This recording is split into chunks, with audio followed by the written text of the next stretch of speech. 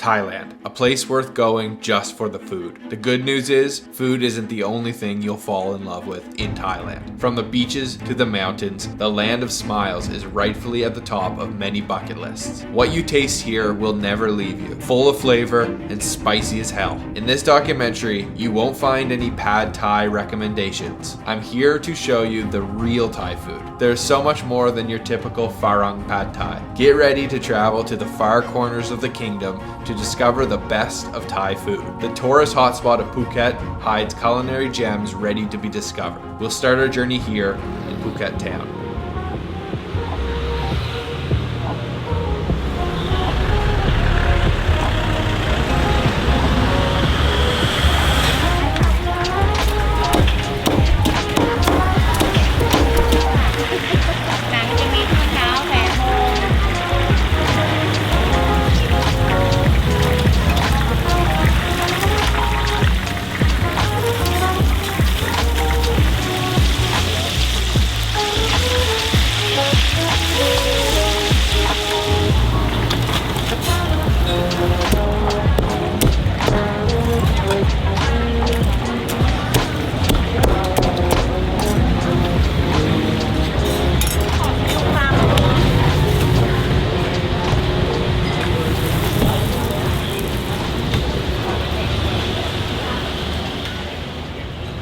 So my first stop for breakfast today is for roti and massaman curry. So I've come to a Muslim halal Thai eatery that's called Roti Jalfa, and they're famous for their massaman curry and their rotis. So she's making them up fresh behind me. She thins out the dough super paper thin and then folds it up, puts it on the fryer, and you can have it with egg or you can have it stuffed like a martabak, but I'm just gonna have it plain with the massaman curry.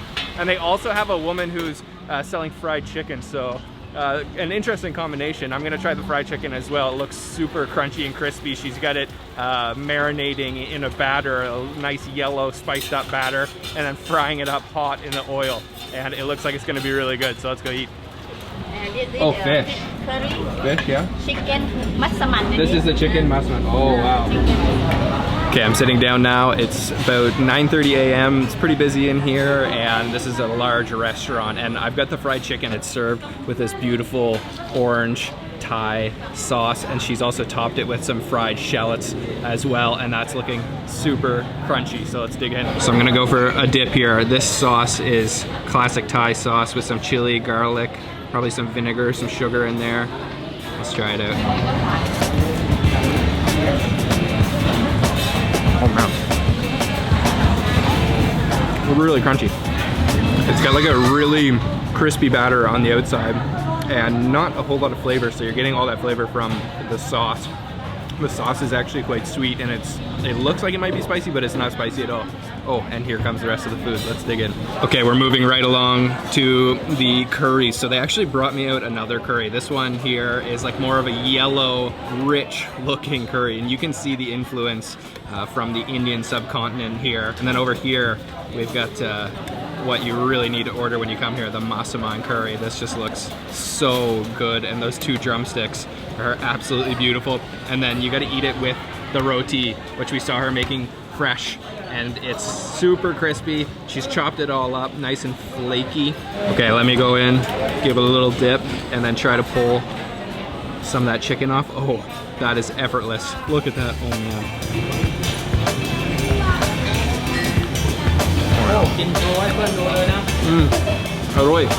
Oh yeah, wow, that is phenomenal. It's such a rich flavor. It's actually served like not hot, so you can eat it right away.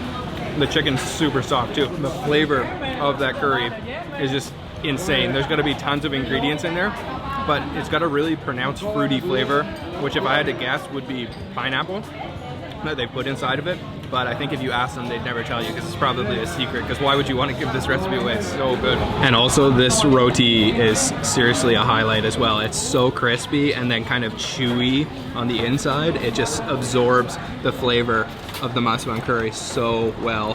You don't even need the chicken, you could just eat the curry as is like that. Oh, it's so good. So this one they brought out, they recommended, I wasn't gonna order it, but they said I should try it, so Let's dig into this. So you can see it's got a completely different color than the masaman, and gotta get lots of that chicken, which just peels off so effortlessly.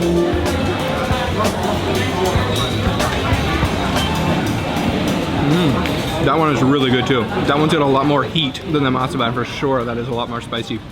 That reminds me more of an Indian style curry, but I love the roti. It retains the crispy crunchiness even after you've soaked it in the curry, which is amazing. Wow, that chicken just falls apart.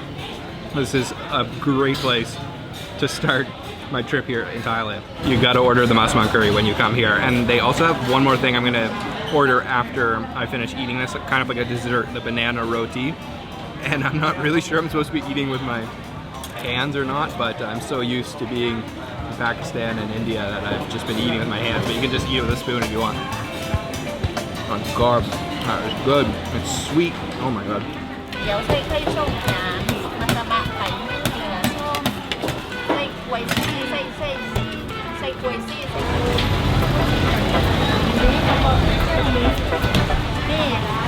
I make just Hamada kue. Banana.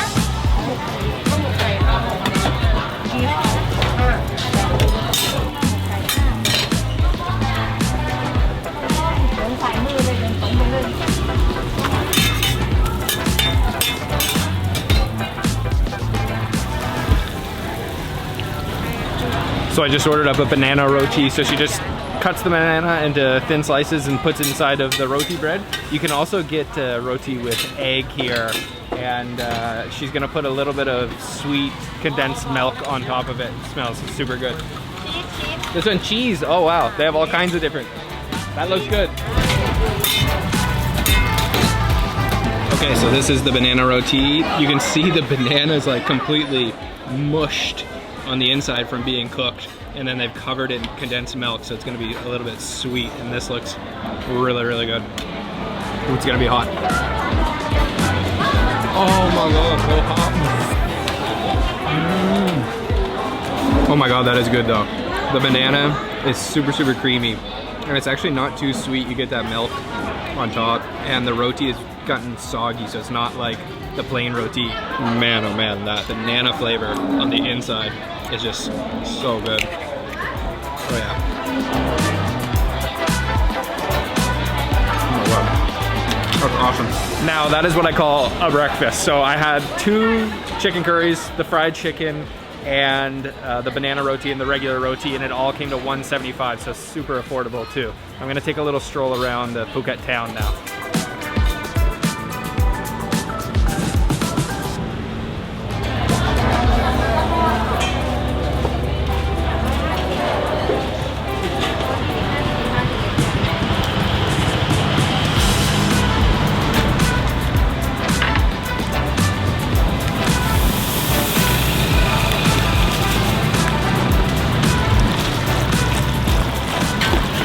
So for dessert, I've come to try Ayutthaya's most famous dessert. It's called Roti Sai Mai. It's a candy, almost like a cotton candy. And I've come to a place called Roti Sai Mai Maypom. It's one of the original shops, and they're going to show us how they make it from scratch.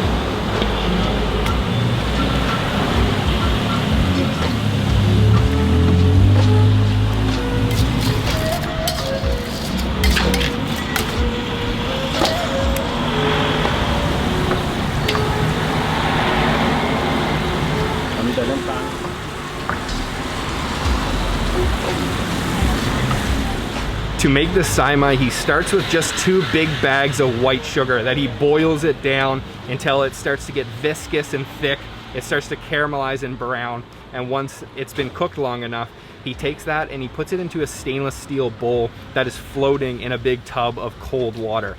He keeps spinning that bowl with the sugar in there. And what it does is it helps to solidify that sugar.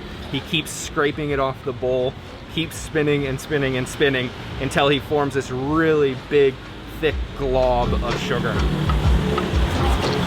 หมดครับ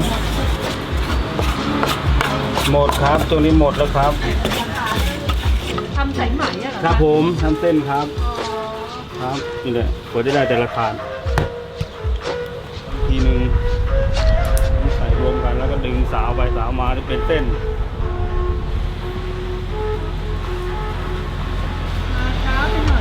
ครับกดจองครับจองเมื่อสิ้นเดือนยันมีนาเลยครับจองยันมีนาครับผมกลางเดือนจะเต็มแล้ว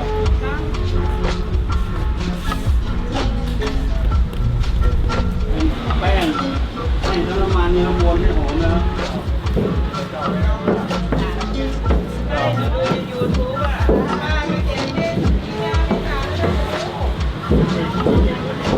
ครับเต็มหน้าร้านเลย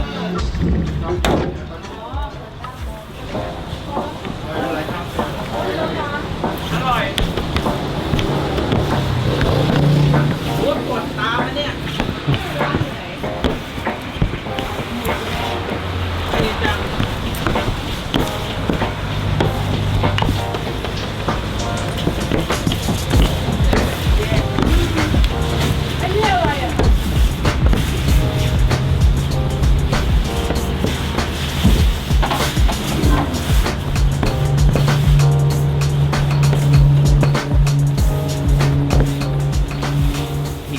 hand pulls it until it gets a little bit longer. He makes it into a big donut shape, and then he has a second mixture.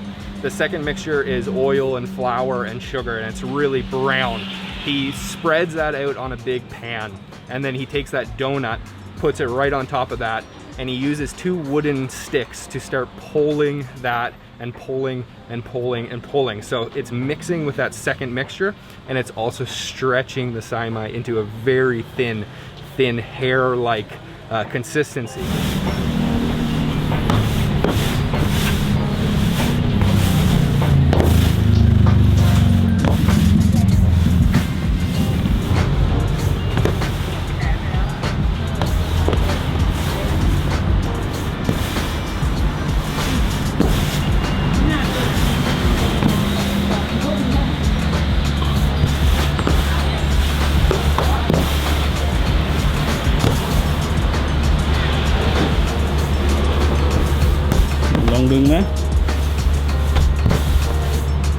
Teaching me how to pull the sai mai, and you need to be really strong to do this. Keep going, and you need to have a big arm span too. And now we gotta like twist it, yeah, like this, and then keep pulling it. Oh, and this stuff, yeah, wow. Oh my god. Okay. This is no joke. That is really hard. I don't know how he does it. Maybe my technique's wrong. Oh, and I can feel it's really hot still. And then kind of puts it in a figure 8. Oh wow, look at this. Oh my. Looks like a wig. Wow, kapun kap. It's all going to be wrapped up into a roti. So she's making roti by hand. She's got this thick batter that she can just pick up with her hands, and then lays it out on a hot plate and then fries up a very thin roti, and then it's wrapped up with the sai mai on the inside. Oh, up. Okay, so I've been given one of the final results. You can see it's packed into this roti, and then that angel-like hair is coming out. It kind of reminds me of dragon beard candy, but never have I had it in a roti like this. So let's try it. Oh my god. Wow. That is so good. It's like cotton candy texture. And then it's got this really doughy, elasticy roti on the outside. It looks like it has a couple little black sesame seeds in there. And the roti is still warm and a little bit savoriness, so it contrasts the sweet Chiang Mai on the inside. Wow, that's more than meets the eye. That's seriously delicious.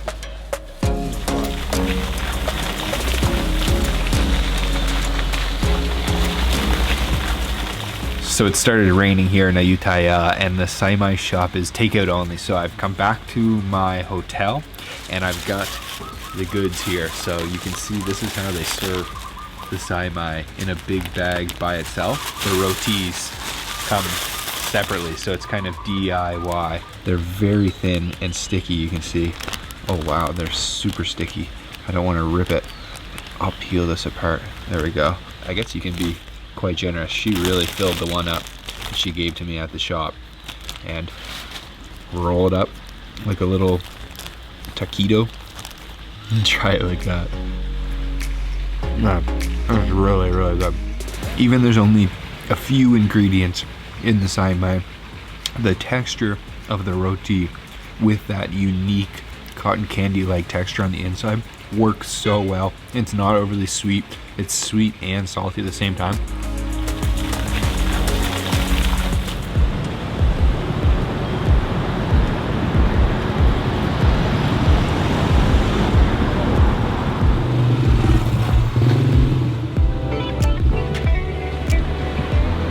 So this street is called Tanun Talang. It's a beautiful street lined with Sino-Portuguese style buildings. So the Chinese-Portuguese mix influence.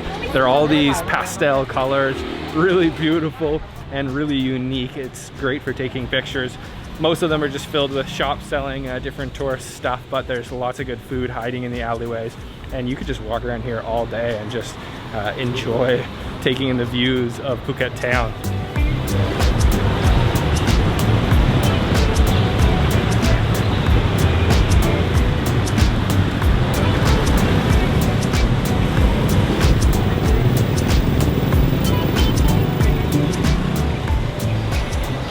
So down some of the side alleys off of the Tanun Talang, you can find a couple little cafes that are hiding in some of these old style buildings. And Phuket was famous back in the day for a tin mining industry, so they had a lot of immigration from different parts of the world. So nowadays you get a lot of influence, especially Chinese influence, in the food and the culture and everything here. I just love these buildings. They're so colorful and cool.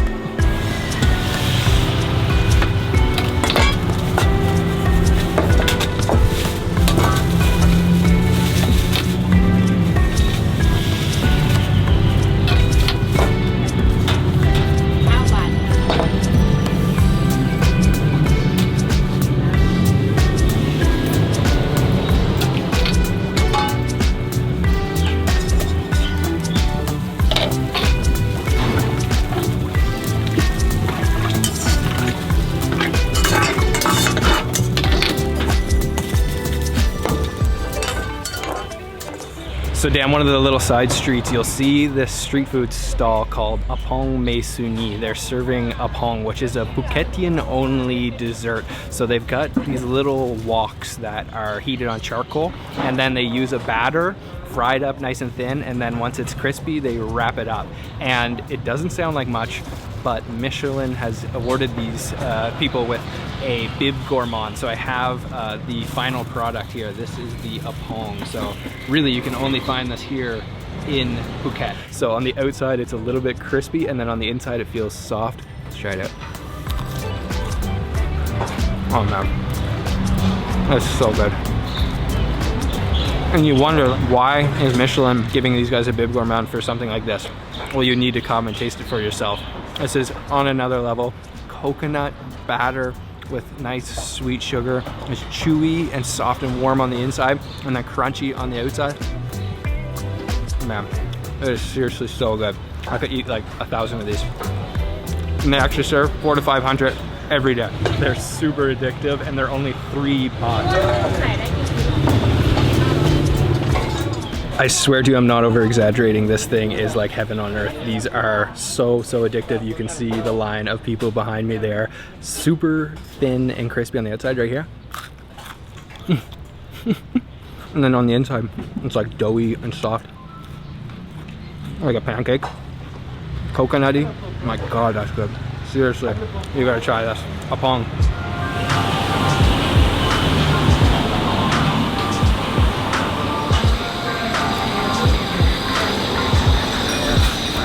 So I just popped into this really cool cafe restaurant called Kopitiam by Walai, and it's inside of one of those old Sino-Portuguese buildings. I ordered up a blue pea flower soda, so I just need something to cool off because it's so hot here. Thank you. Wow, check this thing out. Look at the color of that. And there's some mint on top, and it looks like some little berries or something. Wow. Yum, that is refreshing though.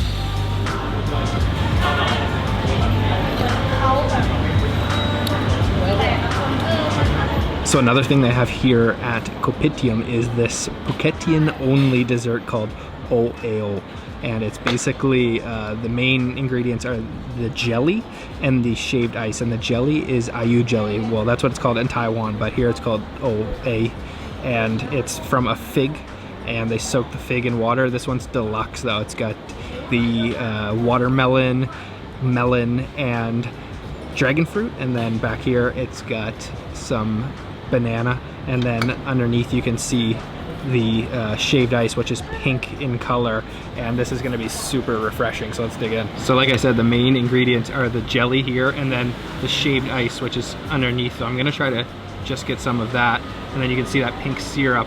Try that first before I try all of those little balls of fruit. Oh, it's super cold. Oh my God. Quite sweet. The jelly is nice and bouncy. And let me try a little bit more with one of these pieces of dragon fruit. The jelly is honestly like such a unique texture. It's really bouncy. Oh man, that is refreshing.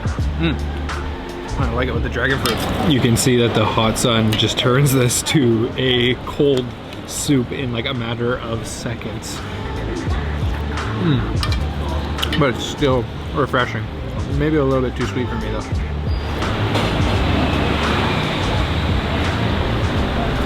That's such a cool cafe inside of one of these Chinese row houses as they're known, and all the traditional decor, and the O-Aew was pretty good, really refreshing, the drink too.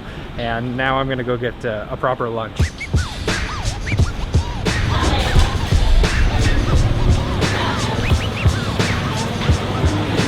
So for lunch, I've come to have Hainan chicken rice. So there's a lot of Chinese influence here in Phuket. As I mentioned, this restaurant's called Kota Khao Mun Kai Restaurant, and they have a couple different things, but their Hainan chicken rice is the most famous. And the sweet and sour. Okay. And the inside have the chili and the ginger. Chili and ginger? Okay. Oh yeah, I can see. So this is the chicken rice. It looks pretty simple, but don't let it fool you, because the rice has been covered in some of that chicken oil, and then it's all about the sauce that's on top. So she actually, the owner came over and introduced the sauce to me. There's a selection of sauces on the table, but she kind of mixed up her favorite preferred sauce. So I'm gonna put a little bit of extra sauce on top here, and then the chicken has been boiled and braised. Let me try that. Oh man, nice thin cuts of chicken.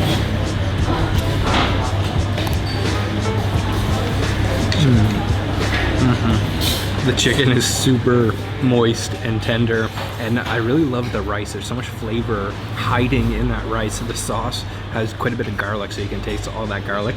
And there's a chicken herbal soup that she's also served with it. Oh, I thought it was gonna be salty, but it's actually really simple. You can taste those fresh herbs. There's green onions in there. Okay, I definitely want to load this up with the sauce, and you can see there's like big chunks of ginger in there. There's minced garlic and big pieces of green chili as well, and you can go as generous as you would like with this sauce, and the chicken is just so melt in your mouth. A little bit of heat from those chilies. Oh my god, that sauce is phenomenal. You can chase it with like a green onion. There's also chilies and lettuce and cucumbers. Oh my god, that is so good. You can actually see that the rice has like a different color to it, almost like a yellow tinge because of that oil that they put on top.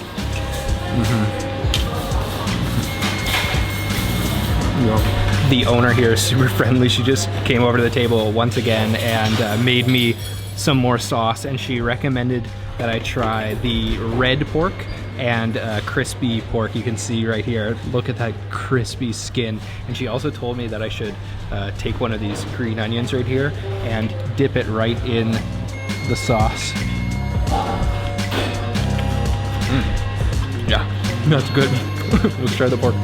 So this is their red pork and their crispy pork, and just look at that piece of pork skin. It looks seriously crispy. You can see it's bubbled up, and I think I'm gonna try though first a piece of this thin cut red pork, and of course we gotta go in for some of this sauce, which is just so good with those green chilies. Definitely want to be careful if you're not a spice lover, because those green chilies pack a punch.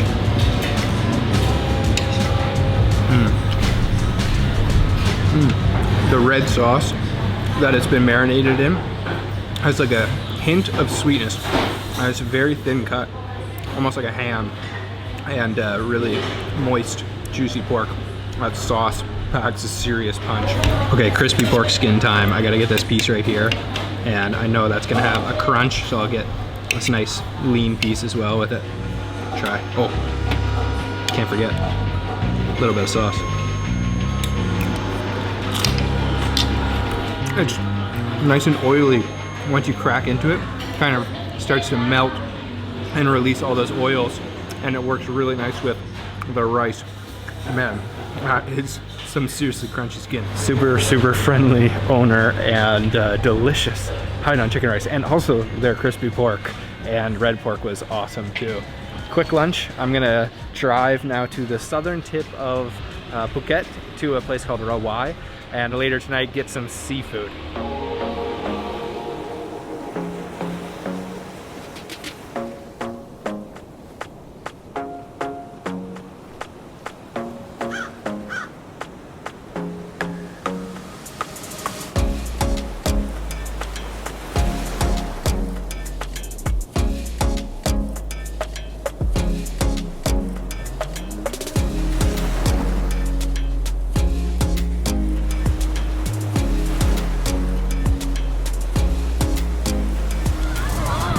So I've made it down to Rawai on the southern coast of Phuket. This is a beautiful area. I've come out onto this big long pier. There's tons of these little kids jumping off the pier into the water. The water is like super clear, blue and green, beautiful turquoise water. And there's a seafood market near here that I'm gonna check out, and you can buy the seafood fresh and then take it to one of the restaurants. So that's my plan.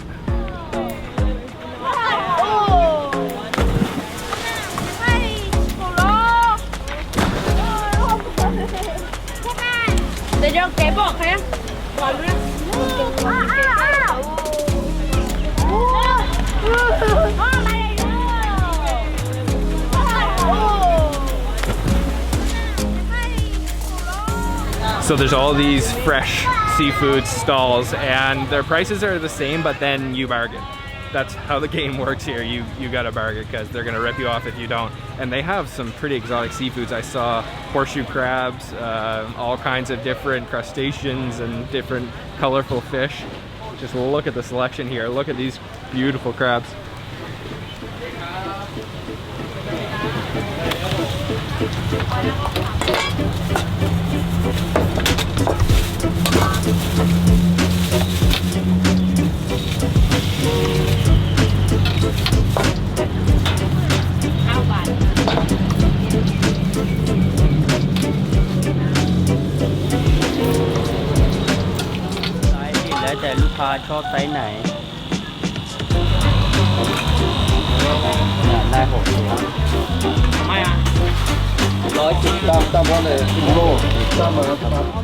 So I just bought about a half a kilo of these big prawns, and then 2 of the squid here, and this is the shop, and then right across the street is the restaurant. So I'm gonna take it over there to cook it up, and man, they've got some other really good looking seafood, but I wish I could eat more.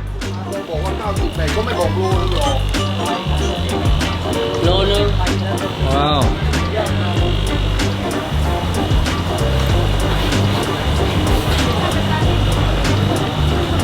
Wow.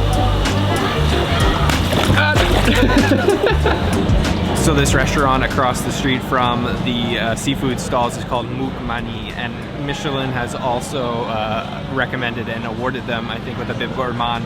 And it was 175 baht to cook the seafood that I brought, and I also got a pineapple fried rice. So I don't think it really gets too much fresher than that. I mean, the sea is right there, then the seafood stall is right beside it, and then right beside that is the restaurant. So it's just a streamlined process right into your belly, the next step. So I have a true Thai seafood feast with all of the seafood that I just bought outside. The first dish is this one over here. It's the steamed squid in a sour, spicy salad, I guess they call it, with onions. There's tomatoes, and I think, actually you can see right here, there's eggs inside of the squid. So that looks awesome. And then over here, I've got the massive prawns all grilled up. They've been cut open there, and man, those look seriously huge.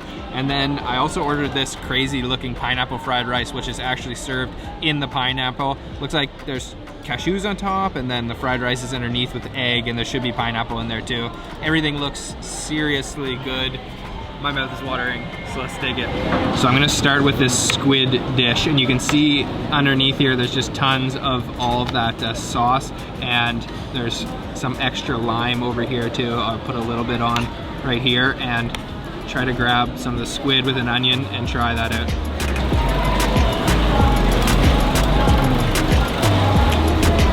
Oh man, so fresh.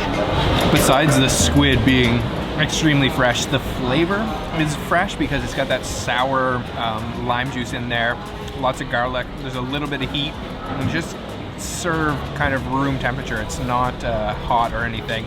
It's like a refreshing squid salad. That's really what they call it. It's really good. Okay, I'm moving right along to these jumbo prawns. Take the head off here and try to peel some of the shell off if I can. I'm just going right in with my fingers, and I don't want to destroy the meat on the inside too much. And I've also been given a sauce on the side. Okay, that's good enough, I think. Oh, there. I've given a sauce right here, so I'm gonna go for a little dip. It's like a Thai seafood sauce with lots of garlic, chilies, cilantro. Let's try.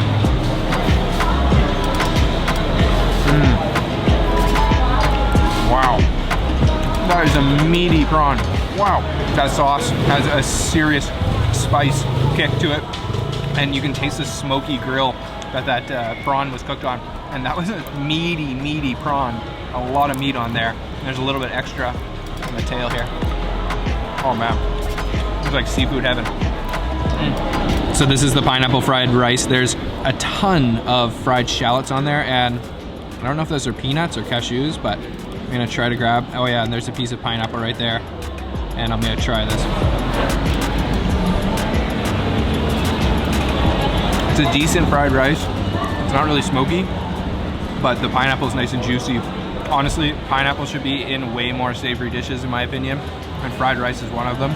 It just goes so well and complements the seafood really well too. What a feast this is, wow. Just check out the size of these prawns. They had even bigger ones there too, and they've been cut up nicely so you can easily remove the head and then the shell on the outside, kind of like butterfly cut, I guess you could say. Look at that, it's like almost like a lobster. So much meat in there. And let me peel the rest of that shell away, and then you gotta dip it in the sauce. The sauce is just so good, garlicky, spicy. Oh man, look at that.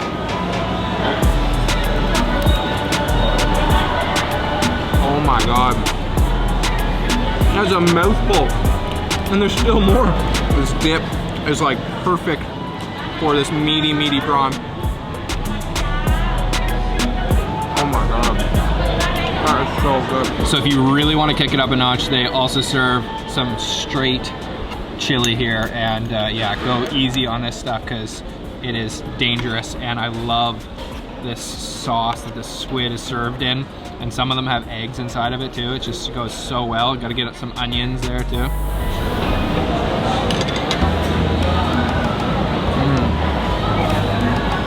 Oh yeah, whoa, that is the Thai spicy I was looking for.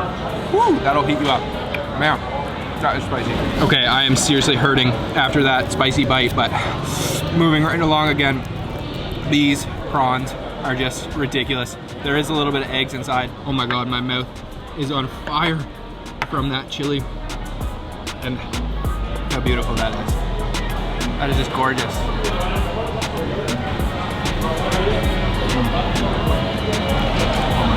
All right, this is what's left of the seafood feast. The only thing that wasn't amazing was the fried rice. It's just okay, but the seafood was prepared incredible. Thailand really knows how to cook seafood. I love the contrast of spicy and sour. There's a place next to here called Promtep Cape, and it's a little peninsula where you can see a beautiful sunset, and I think I'm perfectly on time for a nice Phuket sunset to end the day.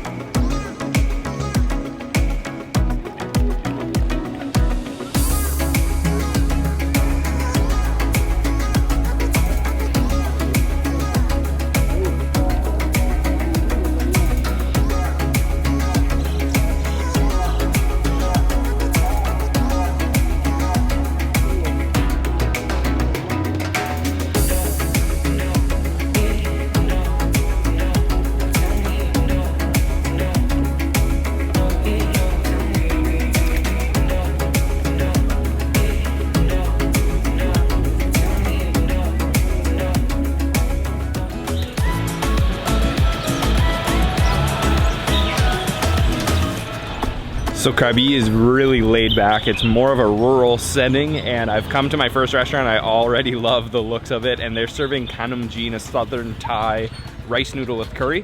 Let's go try it out.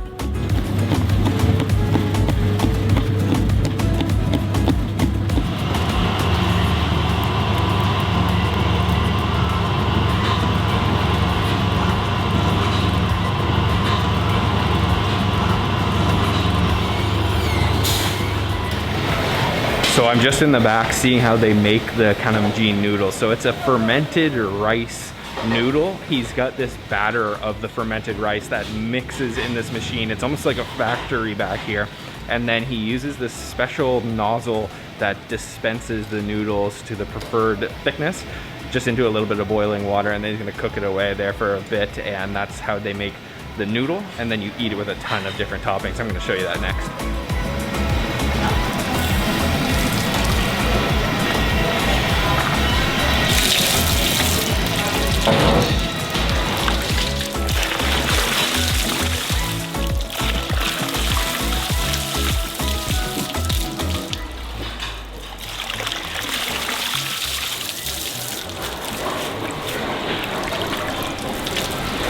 After he finished cooking the noodles, he cools it down with some cold water and then brings it over to this area over here where she's portioning it out. And those noodles look super good. They're nice and fresh, obviously. He just made them. It's a fast process.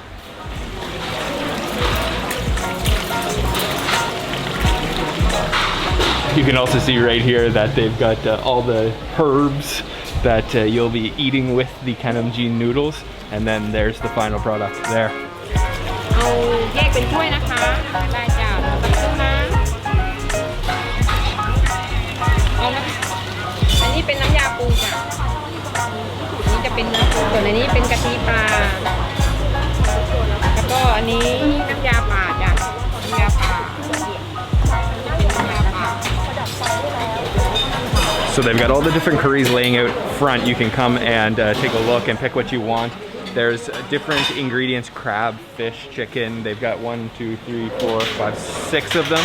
I ordered up 3 different kinds, and it's time to eat it with the Hainanese now.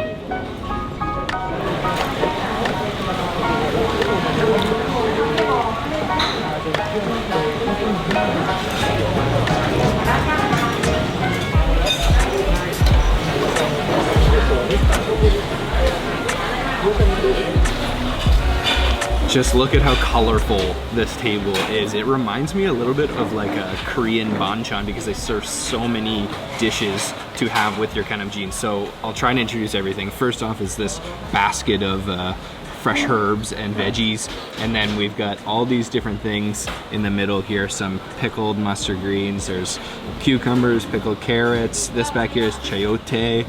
And then I've got my kanamjin noodles, of course. Then there's some unpickled veggies here, so cucumbers, some beans, some Thai eggplant. There are some eggs on the table, and then the curries are the main highlights. First is the nam prik wan, which is a sweet nam prik. There's kaffir lime leaves in there, there's peanuts in there, and then this one is a chicken curry with big chunks of winter melon, and then you can see the chicken in there too. And then this one is a fish curry, so the fish has been kind of like minced up and then mixed into that curry, and it's all meant to be eaten with your kanamjin. So I'm gonna start with some of this nam prik wan, the sweetened nam prik. Put up some on my kanamjin here, and you can load it up as much as you want, and then I gotta go for some of these different ingredients in the middle, and it's like a game, like what ones do I want to try? I definitely want to try some of these guys here, put them on top, and then I'll try a little bit of this chayote as well. Put some slices of that on top, and then oh, some herbs too. This is like a total guessing game for me because I don't really know what all of these herbs are, so I'm just gonna grab handfuls of different looking leaves here. And maybe a Thai eggplant in there. So let me mix that up a little bit and try a bite. Get that eggplant. Try to get everything, but honestly there's way too many things in there. Just try that. Wow, that's a big bite.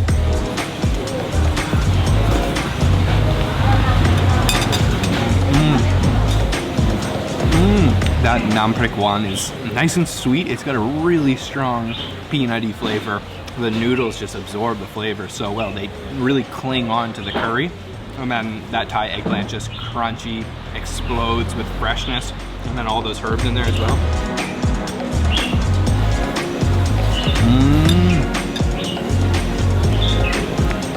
Oh man.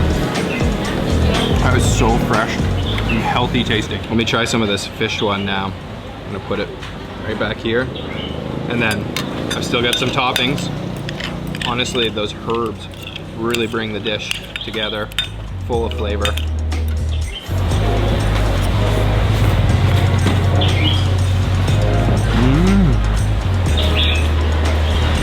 That one's got more of a spicy kick to it, more of an actual curry flavor. There's definitely some curry leaves in there. All those fresh veggies just crunch with the soft, slippery noodles. It works so well. It just feels like such a good breakfast, to be honest. So I'm deep into this bowl of kanamjin now. I'm gonna add some of this chicken curry with the winter melon. Oh, it looks like there's coconut milk in there too. Grab a piece of chicken. And I've also added a boiled egg in there. And you're really gonna like mix these together. You got carrots, winter melon, some fresh cucumbers. Grab a piece of chicken, some of that egg. Oh man.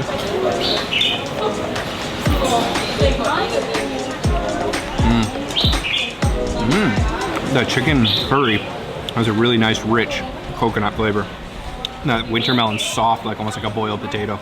Oh man, I'm loving Southern Thai food. Kanamjin is the perfect food for you if you're a vegetarian. I had the chicken curry and the fish curry and an egg, but you can get a vegetarian version, and then all of that vegetables on the table. It's just so tasty. But I'm also gonna show you what you can eat if you're not a vegetarian. I'm gonna go get some grilled chicken after this.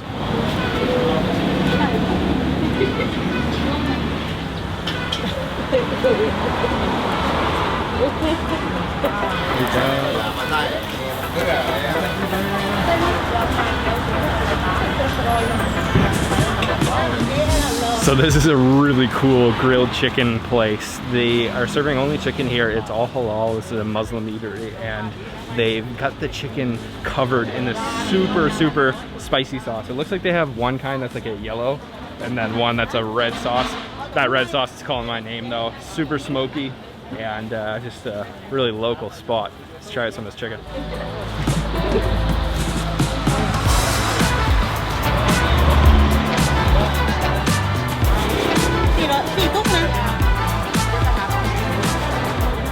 Check out the portion size of this grilled chicken, and it is generously coated with that sauce. Orange, very spicy looking sauce. And of course, cooked on charcoal. You can smell it, it's really smoky. All right, I'm just gonna go in right on the stick here. Oh.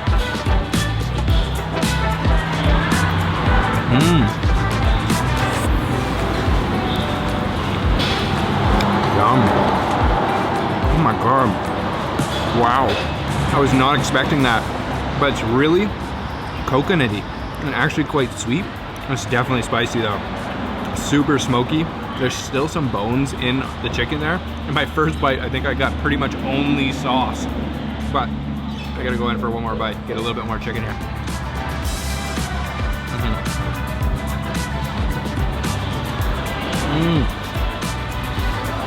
Whoa. It's not a pretty thing to eat, but damn, that is good. I was not expecting it to be so coconutty. That sauce is phenomenal. Now I know why they load it on, because it's not as spicy as it looks. Wow.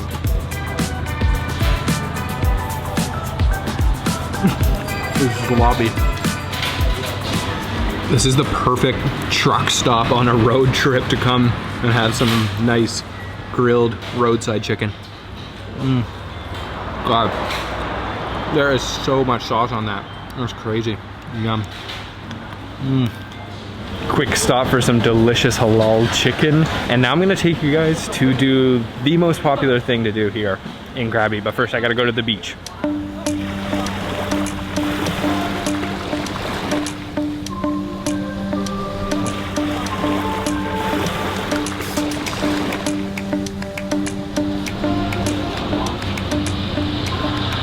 So probably the most popular thing to do here in Krabi is to rent one of these long-tail boats and go island hopping. So I just hired a private boat to take me around to 3 or 4 different islands around Krabi, and it's gonna be beautiful. The water looks so clean and nice, and the mountains here are just stunning.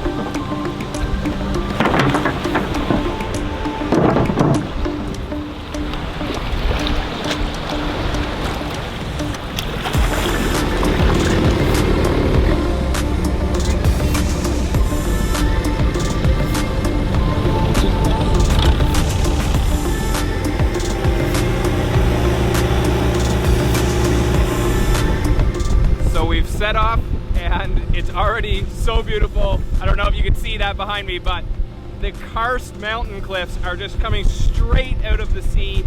They're super tall and then covered in vegetation. Feels like Pirates of the Caribbean or something. The boat is awesome too. It's all made of wood. Wow, stunning views.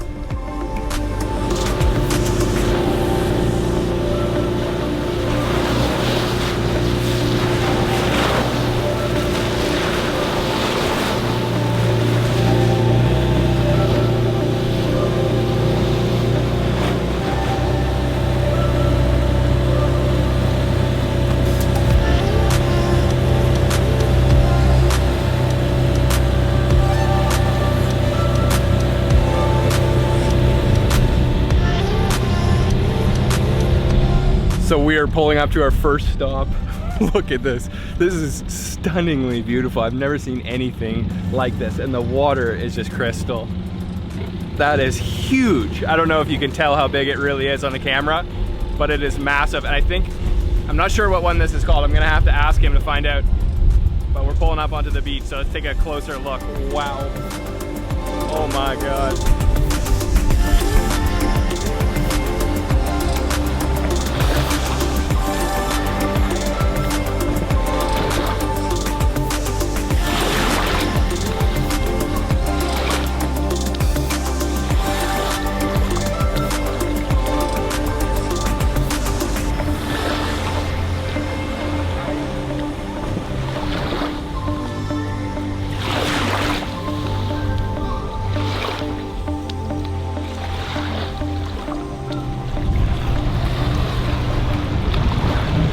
So this one is called Poda, and wow, just a tiny little beach, but the mountains surrounding me are just so massive, and the water is so inviting, I'm definitely gonna go for a swim, but apparently there's a cave you can kind of hike into at this one, so I might not swim at this one. Just check out the cave first. Oh, look at this jellyfish over here too.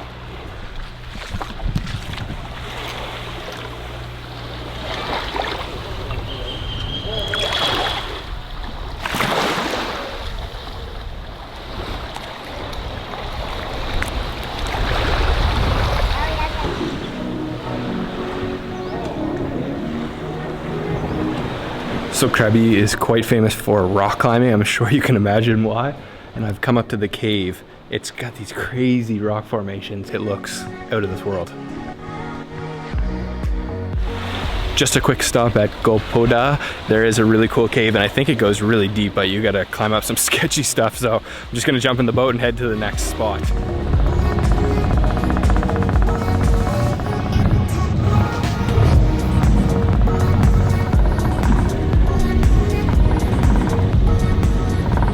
So we're pulling up to another island here. You can see this crazy formation. It's called Go Gai, which means chicken island. I guess it looks like a chicken, maybe a little bit. But if you get seasick, be careful. Maybe take some medicine before, because it's rocky, very rocky. Oh my God.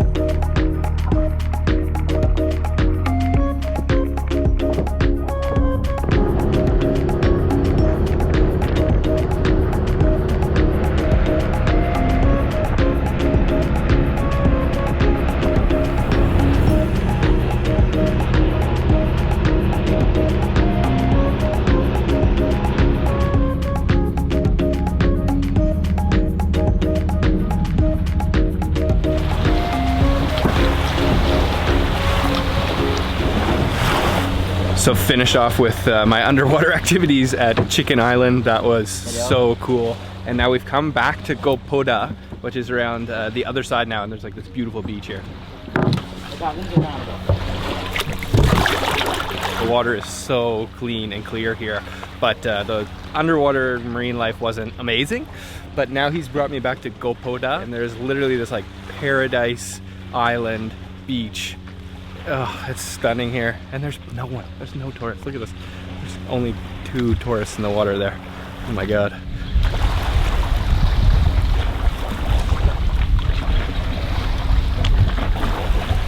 It's like a screensaver. It's like one of those videos where it's like breathe in, breathe out. It's so calm and peaceful. The water is an amazing color. I know I keep saying that, but wow.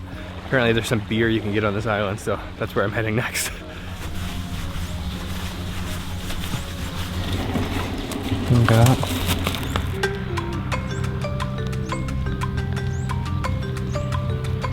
They charge you to come on to this island. If you want to sit on the beach, it's like 400 baht for foreigners because it's part of a national park, so I guess it makes sense. But they let me go up there and buy the beer without paying any extra. The beers are expensive. They're 100 baht for small, but no complaints, because this is probably the most beautiful place I'm ever going to drink a beer. Oh, it's cold. It's good.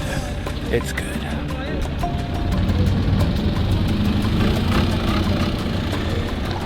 So I couldn't really come up with a better idea for a day. It's been perfect so far. And I just asked the driver to take me over, float me somewhere where I don't have to pay the 400 baht. So he actually said that there's good snorkeling here, and I can tell that the reef looks better intact here.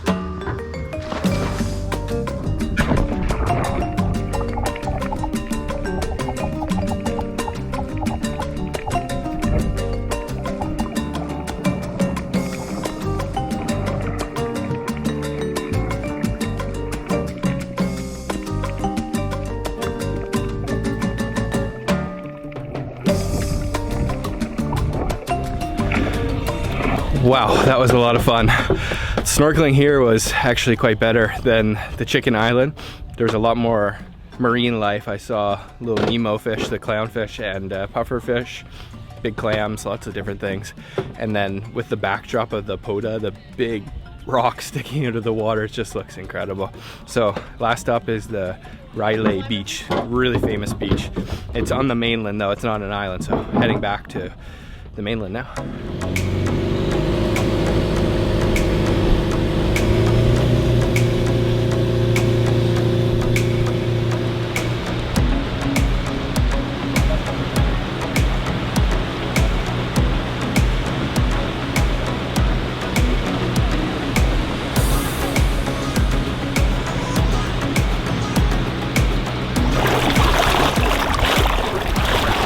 So this is the famous Rawai beach. It's a really popular tourist destination, probably the most famous beach here in Krabi. And this is the end of my tour. What an incredible tour it was. This is seriously not an overrated destination whatsoever. And this beach is only accessible by boat, so you have to come by boat. And I'm just gonna chill on the beach and then go get some dinner tonight.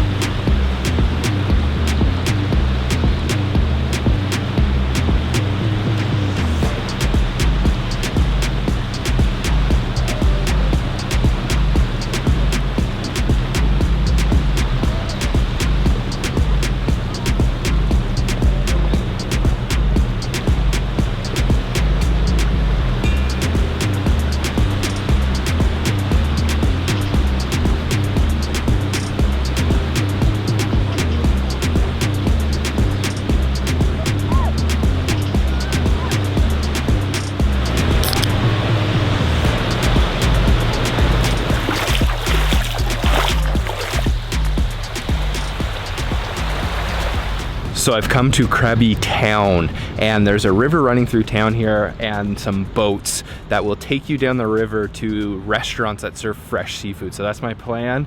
I'm gonna jump on another one of these long-tail boats and just take a cruise down the river. It's only 5 minutes or so. Eat some seafood. Let's go.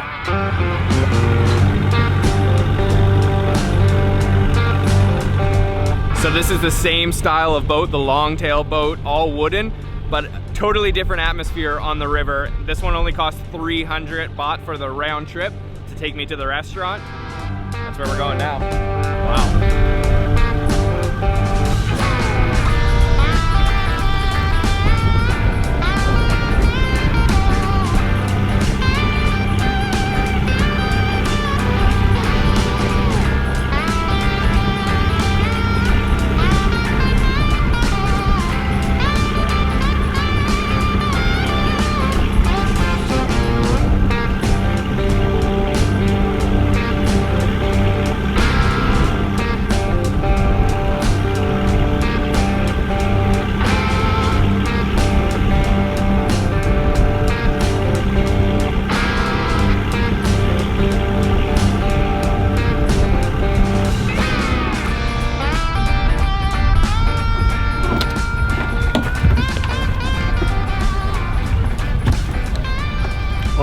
Okay. This is such a cool restaurant already. It's completely floating because when the boat just went by, I could feel the whole restaurant bouncing up and down. And like I said, it was only about 5 minutes to get here. And I think that they have some of the seafood fresh, like right in these little net ponds right here. So I'm gonna order up some seafood. Hopefully it's good.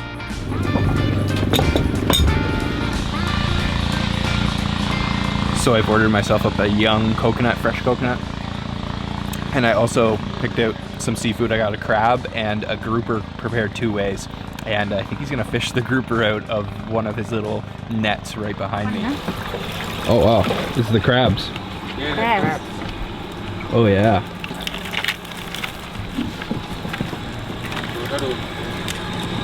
Nice. So cook this with yellow curry. Yes, yellow curry. Nice. Fresh. You look a bit on.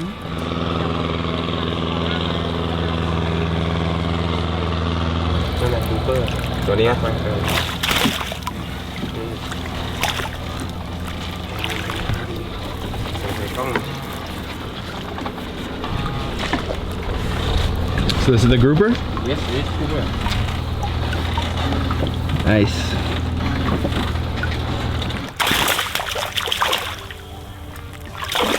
Wow. There you go. Wow.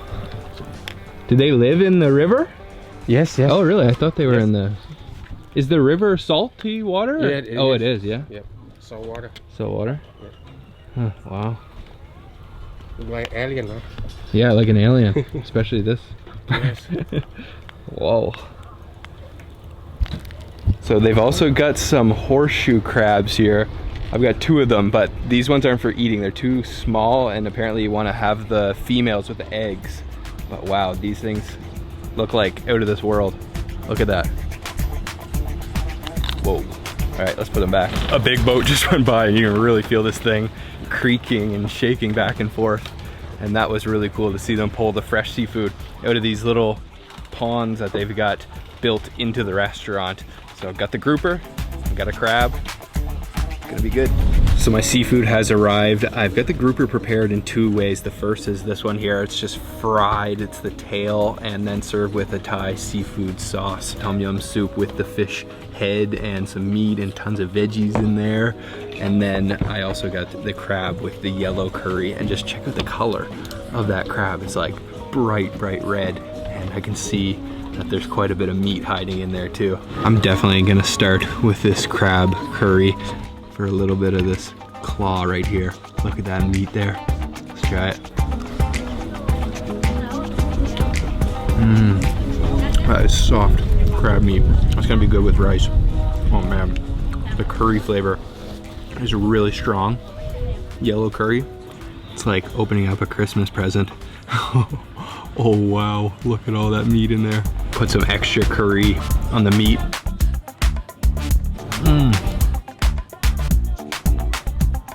Wow. Next up I've got the fried grouper. Looks like there's some crispy garlic on top, and that is seriously fried up. Let's try. That is perfectly fried. All that crunchy garlic on top, and then that spicy Thai seafood sauce with a little bit of lime juice in there, nice and sour. Last but not least, the tom yum. Get some soup here. There's tons of veggies in here as well, and then pieces of that grouper head, mostly just like the bones and the extra pieces that weren't fried up, which gives the tom yum a lot of flavor. Let me try a little bit of the soup first. Oh, good. It's so sour. Wow, grouper cheek.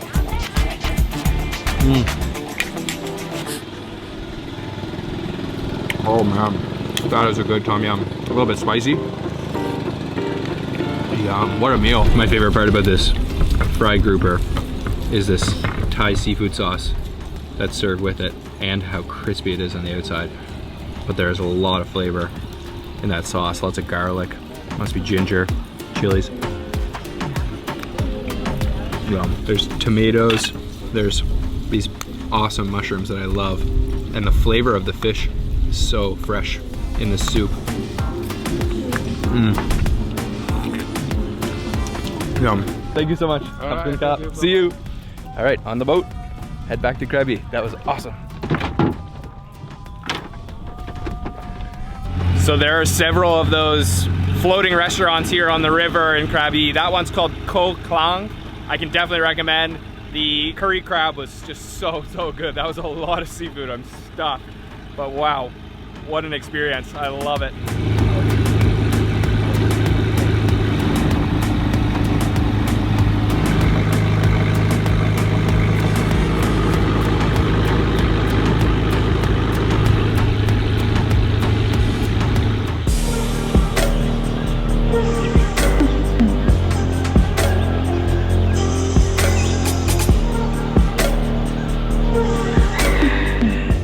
The homestay is perched on this really steep cliff, and it's got tea all growing up the cliffside, and then she's also got some strawberries right here, which she said I could actually have one.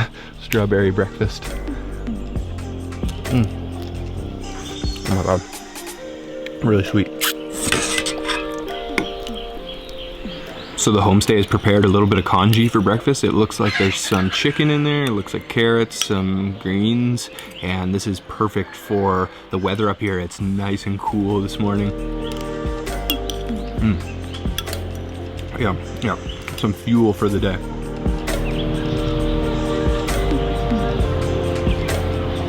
So it was 600 baht for the night here at this homestay, and she gave me breakfast and dinner last night. And there was a big storm last night, thunderstorm, so everything's quite wet. And this is a really cool village, to be honest. I don't know the name of it though, but I'm just heading down the street to meet with a man who's gonna be cooking me a couple different dishes today.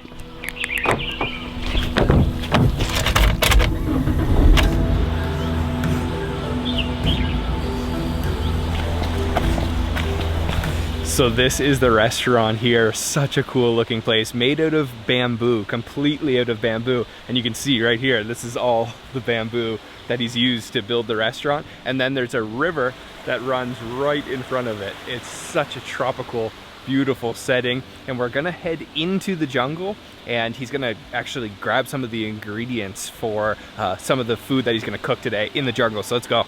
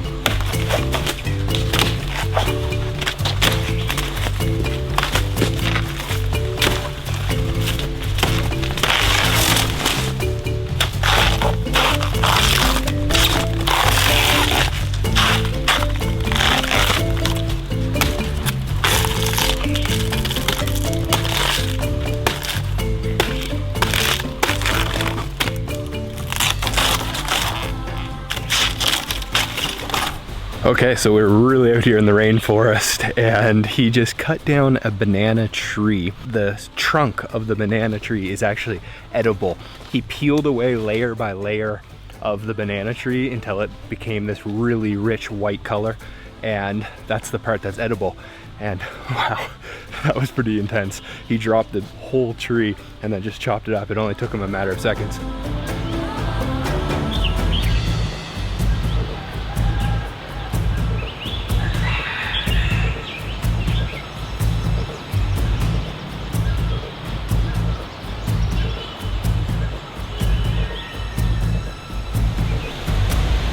So this is it right here. It was much larger, the trunk, but this is just like the heart of the trunk, the very center of it.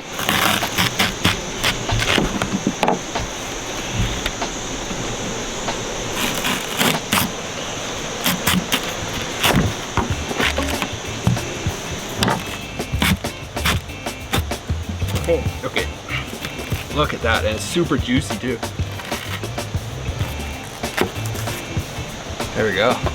So you only eat the very center part, I guess? Like this much, or keep going? Okay, yeah. So just the center part. So that banana tree is going to be used in a soup, but first she's preparing sai ua, which is a northern Thailand sausage, very famous food here in northern Thailand. So she's grinding a bunch of different ingredients in a mortar and pestle. So she has lemongrass, kaffir lime leaves, chilies, shallots, garlic, turmeric, and that's all going to be mixed in with pork and then stuffed inside of the intestine to make the sai ua sausage.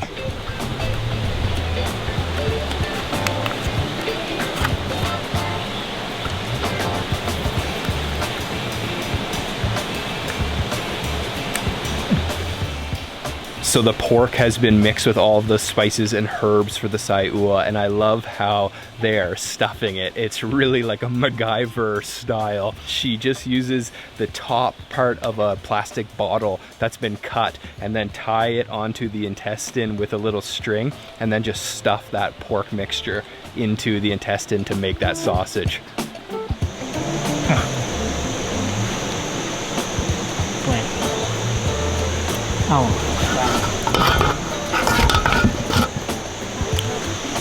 Sai ua is finished, it's on the grill. They just tied off the intestine with a little piece of bamboo, and then put it on the charcoal grill.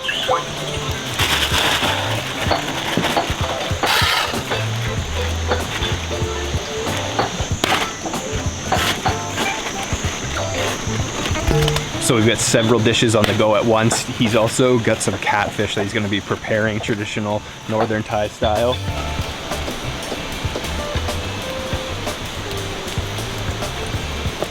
นี่เกียร์ครับผมเกียร์ใส่บาดแผลนี่แหละ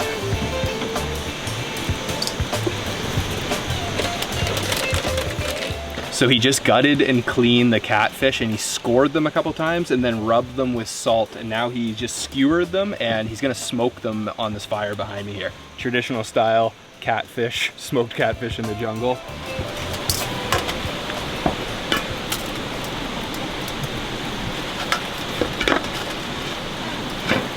So he used a piece of bamboo that's split in half to pin the catfish between, and then he's leaned them up against this charcoal. Like I said, it's kind of smoking, but also grilling at the same time, and just salt in there. It's getting nice and crispy. Wow, look at all that oil in there. This place is so far removed from the tourist hotspots of Thailand and Phuket or Bangkok. I love it. I love to see that it's still traditional as it gets and authentic here in Thailand, despite being such a popular tourist destination. They do actually have a homestay here too, so you can come and stay here overnight. I'll put some information down in the description box so you can find this place. It's about a 2-hour drive from Chiang Mai. So I'm sitting with Grandpa here. He's 73 years old, you could never tell, and we definitely can't communicate, but we're getting along nicely.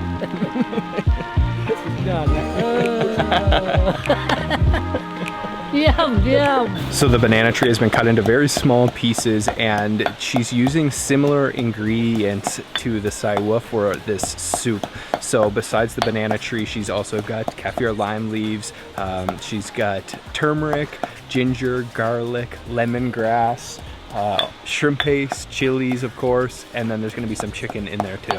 You can see the smoke from the saiwa. Everything's starting to smell really good here. She just finished pounding all of those ingredients in the mortar and pestle, and then heated up a little bit of oil and then added that paste to the oil. And once it hits that hot oil, you can just smell the aroma is absolutely incredible. That Thai spice and herbal smell is just to die for. And then she adds a little bit of water, and then she's gonna put the banana tree in there, and that's the soup.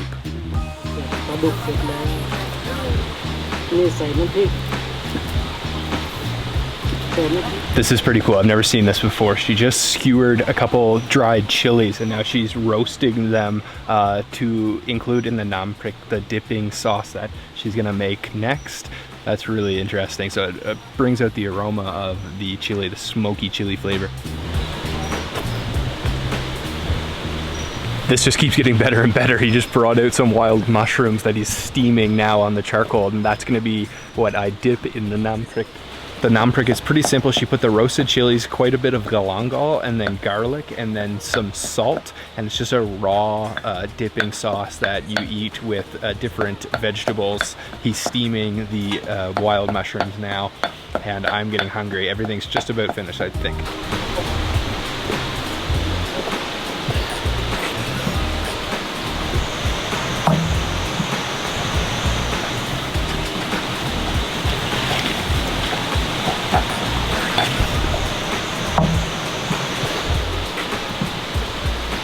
So the grandfather has set the table for me. They just laid out the banana leaves and some nice flowers. It's beautiful here. Everything natural. Even the house is just built out of bamboo. I love the atmosphere. The vibe here is just so peaceful.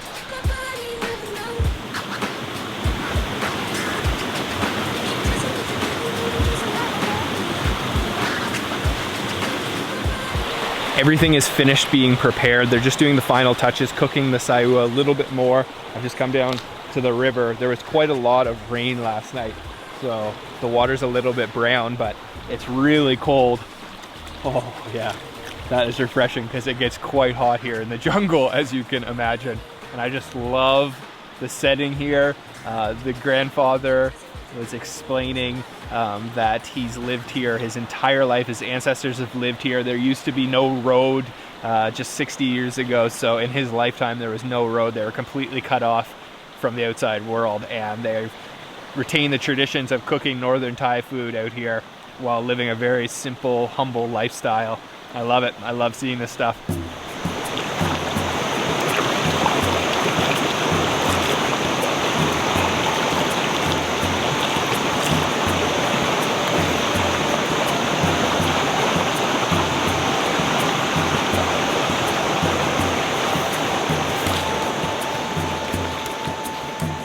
Lunch is served and I am hungry. This looks so beautiful. The presentation is just incredible. So let me introduce what we've got. The first one is the nam prik, this roasted chili dip with the wild mushrooms and some of that banana as well.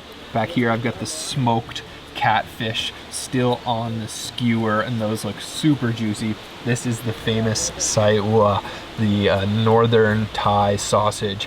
And my mouth is watering just looking at that. I can smell the lemongrass in there. And then this is the soup with that banana tree trunk that we cut down earlier. That looks really good as well. There's chicken in there, all kinds of spices, and it's all served on this nice banana leaf. So let's dig in. I'm gonna try the sai ua first and just check out this fork and spoon. It's so cool. Oh man, it's nice and crispy on the outside.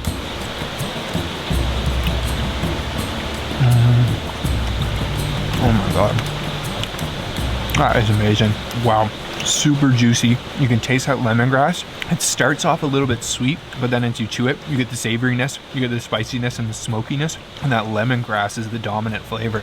That is an amazing sausage. Next up, I'm gonna try the nam prik ka, and I'm gonna eat it with some of this raw banana. Look at it, it's got like this stringiness. Look at that. It's almost like a spider web. I don't know if you can see that on the camera, but that is interesting. And this is like a dry nam prik, so let me get some there.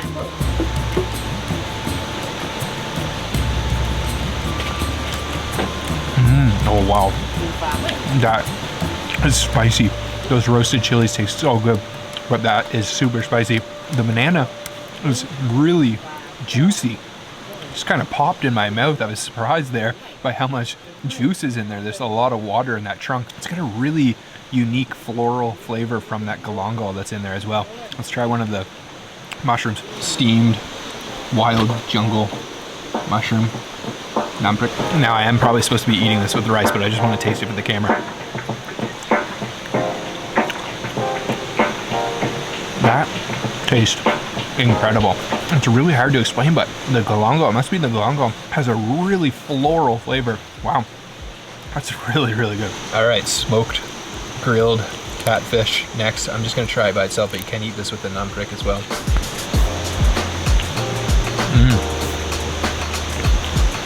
Really tender meat, soft and smoky, and not a whole lot of flavor there, just that salt. I really think it's better to eat it with the nam prik. So I've got some rice here, and what I love is they use the banana tree for everything here. He even cut it into this perfect circle to make it nice and fresh for my plate of rice.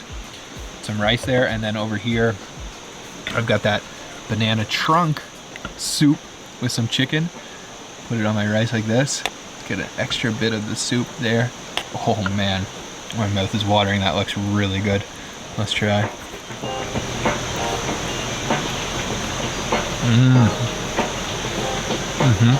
You can taste that kaffir lime leaf in there for sure, and it's quite spicy as well.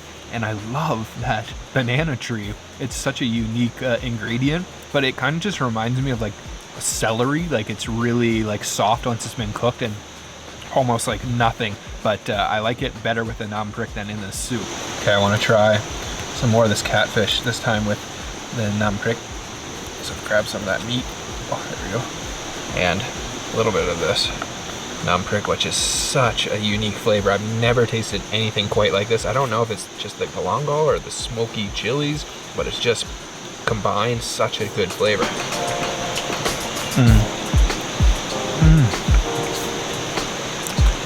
That is so good. There's big pieces of rock salt in there, so you kind of crunch down on one, it bursts with saltiness, and then with the catfish, it goes so well because that catfish is a very simple flavor. That nam prik is out of this world good. Check this out. This is pretty cool.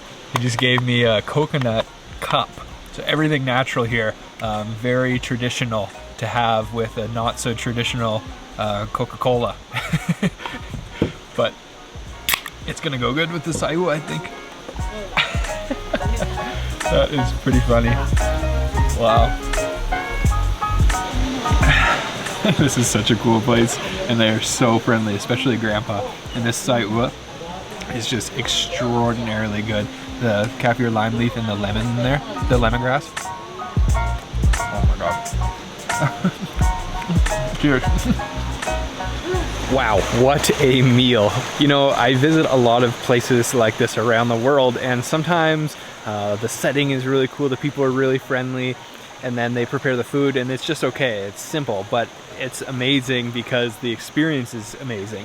But today, the experience was amazing and the food was amazing. Everything I tasted was incredible, and that's Thailand for you. They really know how to cook food here. Like, wow, it's seriously impressive. That sai ua was incredible, and that nam prik with the galangal, so delicious. This is one of the most beautiful settings I think I've ever filmed a video in, and there are so many butterfly species around here. I don't think I've ever seen so many different colors of butterflies and different types of butterflies. So I'm gonna film a couple little butterflies and then say goodbye to the family.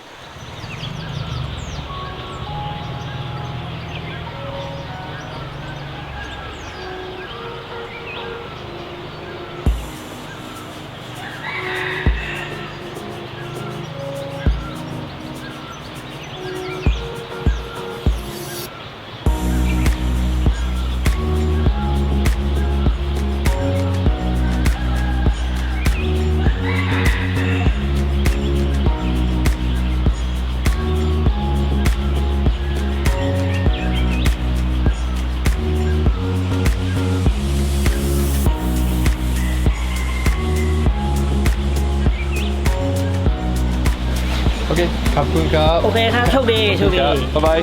Thank you so much. Bye bye. ขอบคุณครับ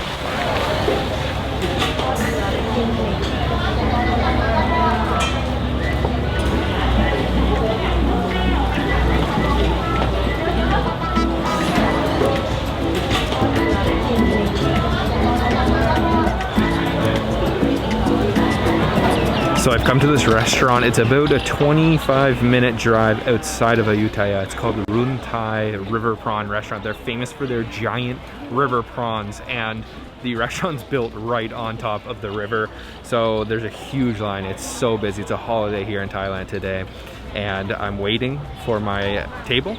But as I'm waiting, I'm just checking out all these fish that people are feeding bread. And I think they're catfish. There's tons of them, and they are huge.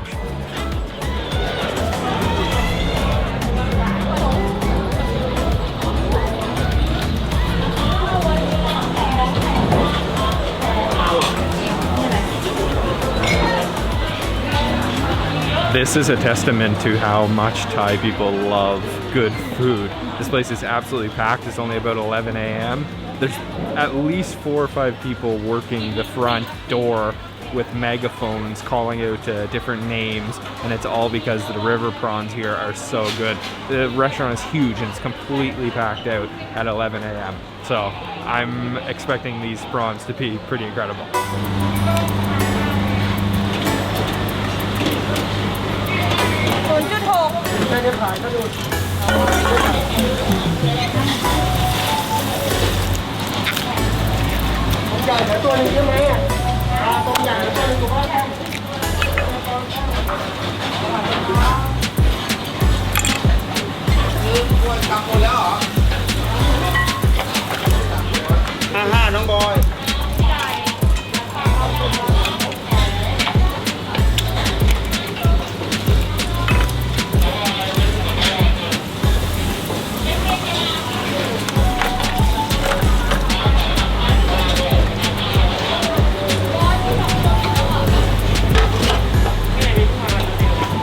Okay, about a 25-30 minute wait, and I'm going to be seated now in this massive restaurant somewhere. I'm getting really excited to try these prawns out.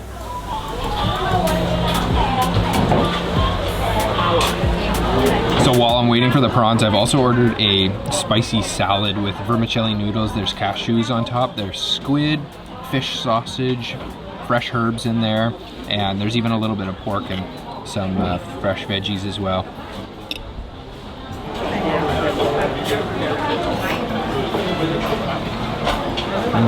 So it's a little bit sour and a little bit sweet at the same time. Oh my god, guys, look at these river prawns. These are absolutely humongous, and they've been cut in half and then grilled. And the thing that's catching my eye is this beautiful yellow head butter. So the tamale, the prawn tamale, also good fried rice. This is pretty boring, to be honest, compared to these prawns. And then I've got a sauce to eat the prawns with back here. So let me go in for a piece of this. My mouth is just watering, and look at that meat in there. Oh man, try not to spill any of that head butter. I'm gonna go for a little extra dip in all that tamale. Look at that, oh my god. Looks like an egg yolk. Let's try. Oh my god. Wow, that is so creamy. It has a unique flavor, like umami. It completely covers your mouth. There's a lot of meat hiding in these prawns. It's not very easy to get out of there, but let me see if I can get a good bite. There we go. Twist it like pasta, and then, oh man, look at how beautiful that is. Oh my god. Oh my god. Wow, so fresh. It's simple, but full of flavor. I'm gonna try it with the sauce. Some of the tamale, and then some of this sauce, which looks like there's quite a bit of garlic, chilies in there as well.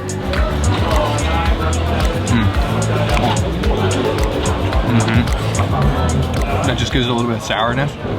It's a little bit spicy too. So I think I have a better extraction technique now. Just kind of running my spoon underneath all of the meat and trying to separate it from that shell. And if I can do it properly, oh man, I don't want to spill any of that stuff though. If I can do it properly, I should be able to get the entire shrimp or half of it. There we go, that is beautiful. Look at that piece of prawn. Oh my god. Oh no, I just spilled some tamale. Okay, I still got plenty left. Put a little, just a little bit of the sauce on top.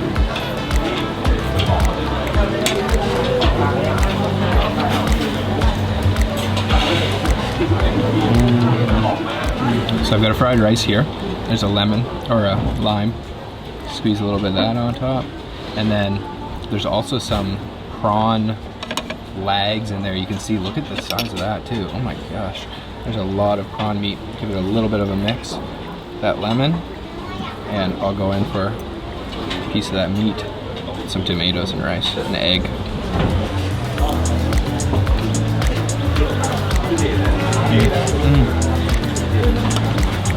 So good with it. That's a good fried rice. I love the sourness on top. And then a lot more prawn meat in there too. It's just like prawn heaven here. So I've got the last piece of prawn here and that last bit of the butter. And honestly, this stuff like reminds me of uni. It looks like it and it tastes a little bit like it too. And it's not as strong as some of the tamale that I've had on other prawns. Make sure I don't miss out on too much of it here for my last bite. Oh man, look at that.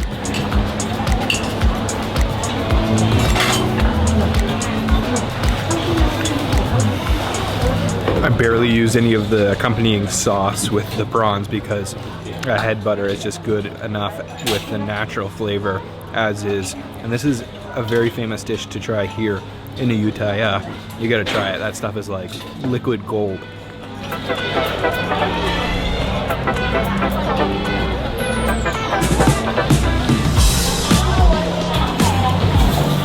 Wow, that was totally worth the drive, the wait, and the price. 2,000 baht for all of the food, and I'm stuffed. Those were some incredible prawns.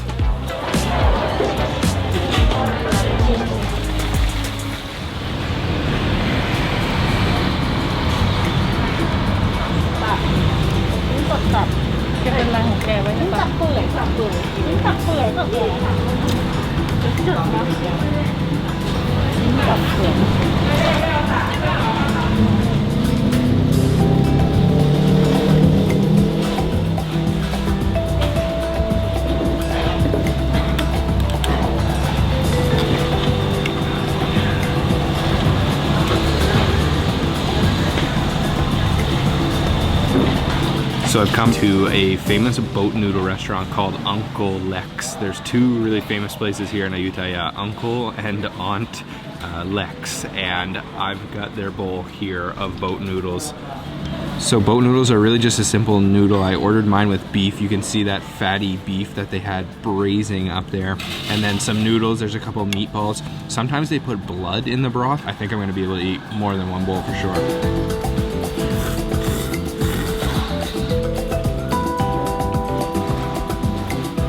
Really tender beef. It's a little bit spicy, but you definitely want to add some of the accompanying seasonings that are on the table. But that is a really rich, nice broth. So I'm gonna add some of this chili vinegar here. Go for a healthy spoonful chili, but not too much. Big chunks of beef in there. They're a little bit lean too.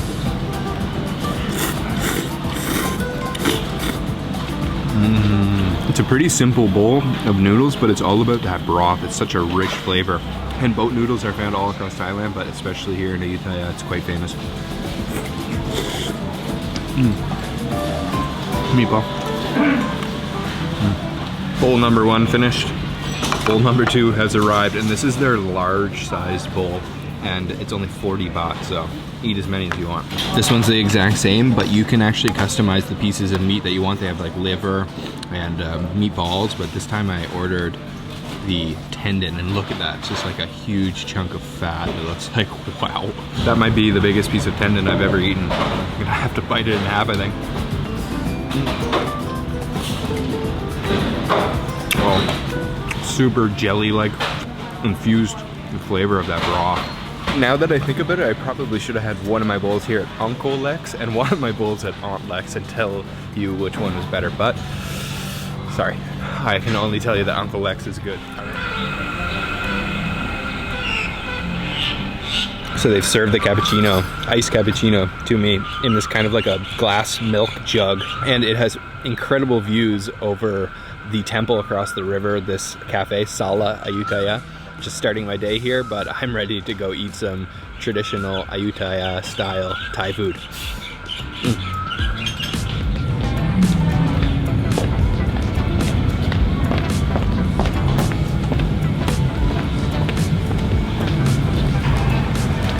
So this cafe is also a hotel. They have this really cool like brick walkway and a nice looking pool. Fancy stuff, but I'm going to eat some street food.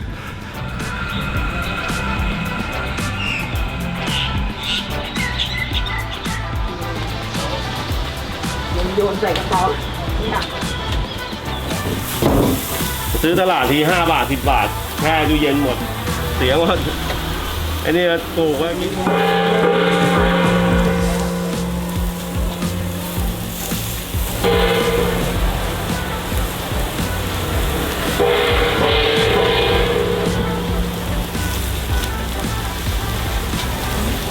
น้องสักครู่นะ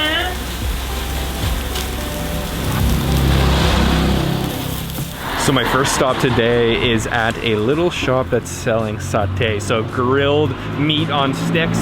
It's marinated in this beautiful looking yellow rich sauce, and then he's grilling it on charcoal, and you can order as many pieces as you want, and I just ordered 10 for 70 baht.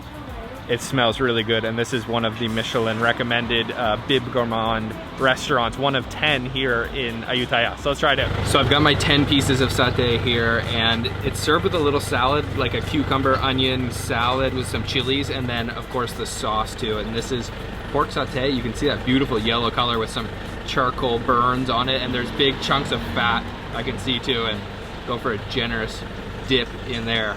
Let's try that. Yum. Oh man. That sauce is awesome. It's a little bit peanutty, and it's a little bit spicy too. The meat is so tender, and then that fat just melted in my mouth too. That sauce is just to die for. There's chunks of peanuts in there, and that big piece of chili, and you can just smell the charcoal smoke from the grill. What an atmosphere. They're perfect one-biters. Yum. The meat is just so soft. I'm guessing they put some kind of ingredients in the marinade to tenderize it, or maybe they've pounded it as well. And then the smell of that charcoal grill, it just makes my mouth water. These are awesome. And there's like chunks of fat on there. Yum. And then chase it with some salad. It's a little bit sweet. Yum. That smells so good. Those were some awesome satay skewers. You gotta try this out in Ayutthaya, but it's really just an appetizer. I'm gonna go have a bowl of noodles now.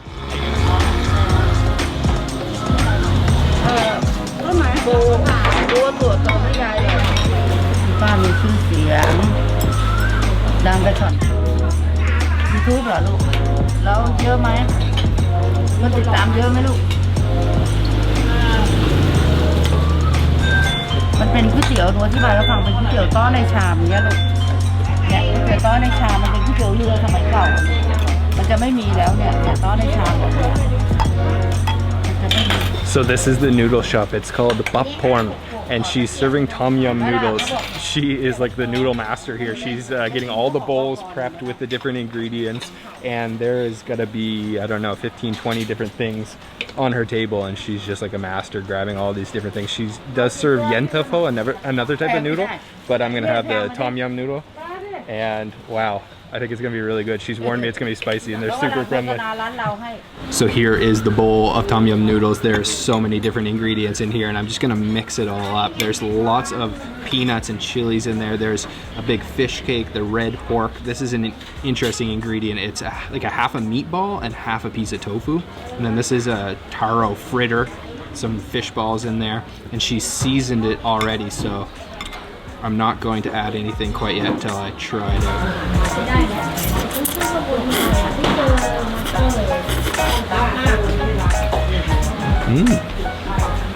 It's definitely spicy, but it's actually got quite a bit of sweetness coming from that broth as well. It's sweeter than I was expecting. So I'm gonna try out this meatball slash piece of tofu here. It's kind of big, but I'm gonna go for a one bite.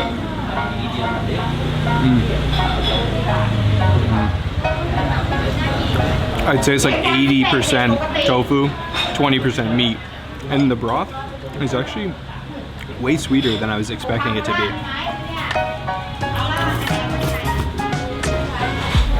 And spicy. Yeah, definitely spicy. They're quite famous for their red pork here too. Let's give this a try. Yeah, it's just like a typical bowl of tom yum noodles. I've never had one of these taro fritters before. Whoa, super crunchy. Anytime I see this chili vinegar on the table, it's a must add.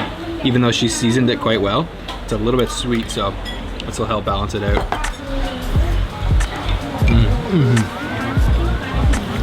The vinegar. Wow, really delicious noodles. You gotta come check it out. Classic ancient bowl of tom yum noodles here in Ayutthaya. Bye bye.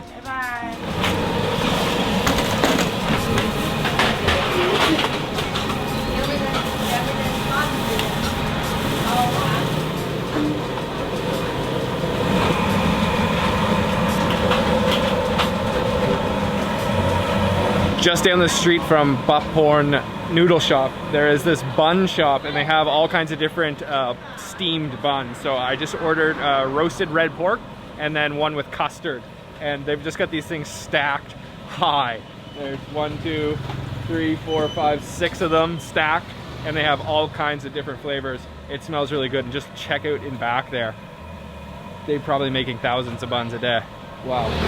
So this is the roasted red pork bun. Super fluffy feeling. I'm just gonna peel the bottom off and, oh, I'm gonna accidentally rip into the inside. There you go. Sneak peek of all that red pork on the inside. And it's got a little red dot on the top too. I gotta eat this upside down now. And this is a popular shop. People are lined up to buy their buns. Wow. It's so pillowy. And the meat is nice and lean, but then there's also chunks of fat in there and all of the flavor is absorbed into that bun, but it's just so soft. They're very generous with the filling and you can see it's kind of tinted the bun. Yum. That's good. So they also offer sweet versions of the buns. This one is with the custard, egg custard, and with a green dot to let you know that it's custard, I guess. Let's try it out. Oh, that's why it's green, because the custard has pandan in it. Wow. I think there might be a little bit of coconut in there too. That is super creamy. Look at that. Yum. With the fluffy bun, that just goes so well. I was not expecting that. The pandan flavor is nice and kind of fruity. Yum.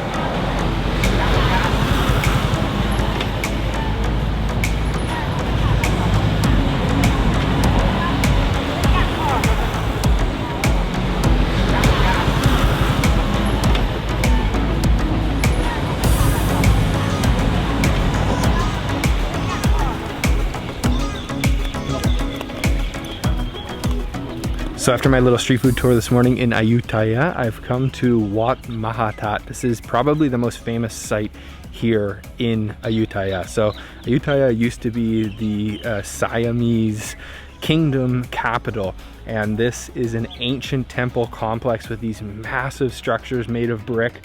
There's these walking paths, and some of them are leaning.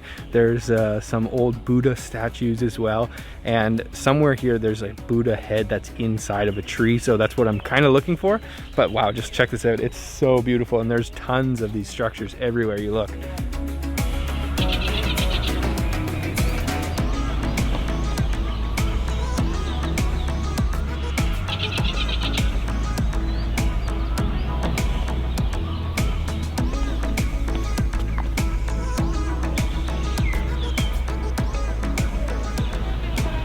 So the ticket price for foreigners is only 50 baht, and this place is huge. You can walk around here for quite a while, and it's definitely worth coming to check out. Right now there's almost no tourists here, and I think this is a really good time to visit Thailand. They've recently opened up with their test and go system, so it's very easy to come here and visit nowadays, and you get places like this almost all to yourself.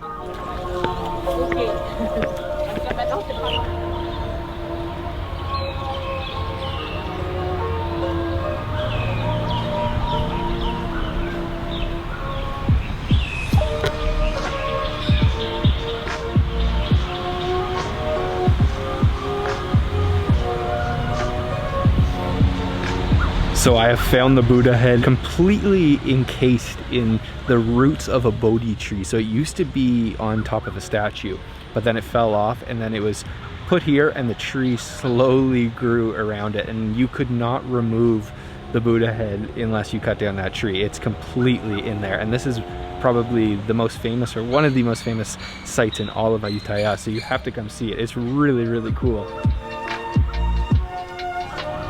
So Wat Mahathat goes back at least 600 years, the history here, and there's some areas like where I'm standing right now that you can go up on top of the old ruins. They're really falling apart, but it makes for a really interesting, picturesque atmosphere, and it's super expansive. There is a lot of different structures. Definitely a must visit here in Ayutthaya. I'm gonna take a little bit of a break until this evening and then go out to Ayutthaya's famous night market.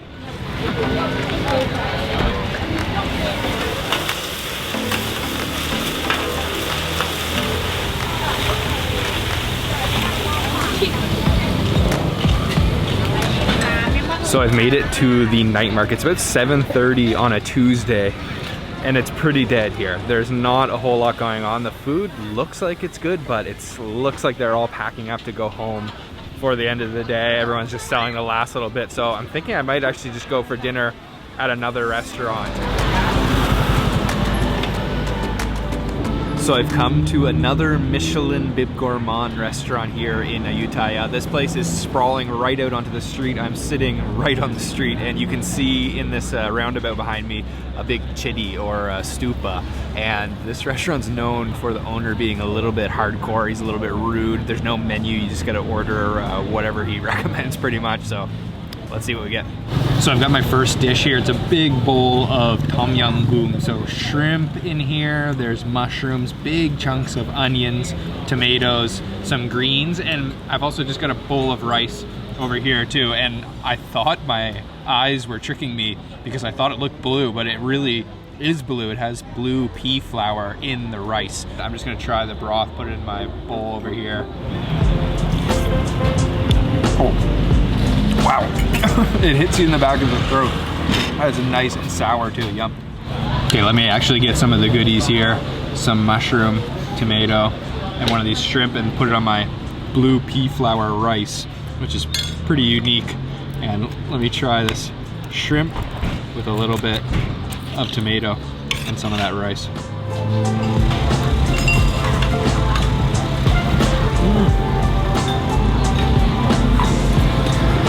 Oh, super meaty shrimp. I love the spice in there. It's like more of a black pepper tasting spice, really hits you in the back of the throat. And there's some pieces that are inedible in there, so like big chunks of ginger that you're gonna want to avoid. The rice, I don't think it has any special flavor. It's just for the appearance, but really good tom yum soup. So this is another one of their popular dishes. It's a crispy pork, and it's topped with green onions. There's chilies. You see lots of garlic, and you can see the pieces of the pork belly there. Whoa. Wow. There's a lot of garlic in there, and then the fresh green onions on top. But wow, that is some seriously crunchy pork. The mugro of the crispy pork here in Thailand has really impressed me. It's always super, super crispy, and I love it. Oh my God. Yeah, that is so crunchy. So this is a very typical Thai restaurant with dishes that can be found all around the country. They're not necessarily specific to Ayutthaya, but almost nothing stays open late here in this town. It's quite a sleepy town, so this is pretty much one of my only options to come and have some street food tonight for dinner.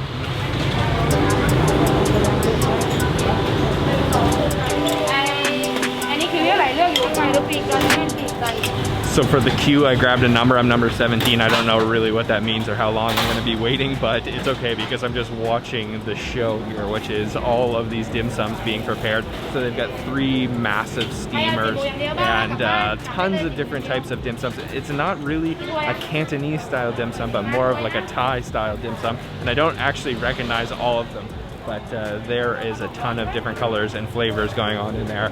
So steaming away now, waiting to sit. I'm excited to eat.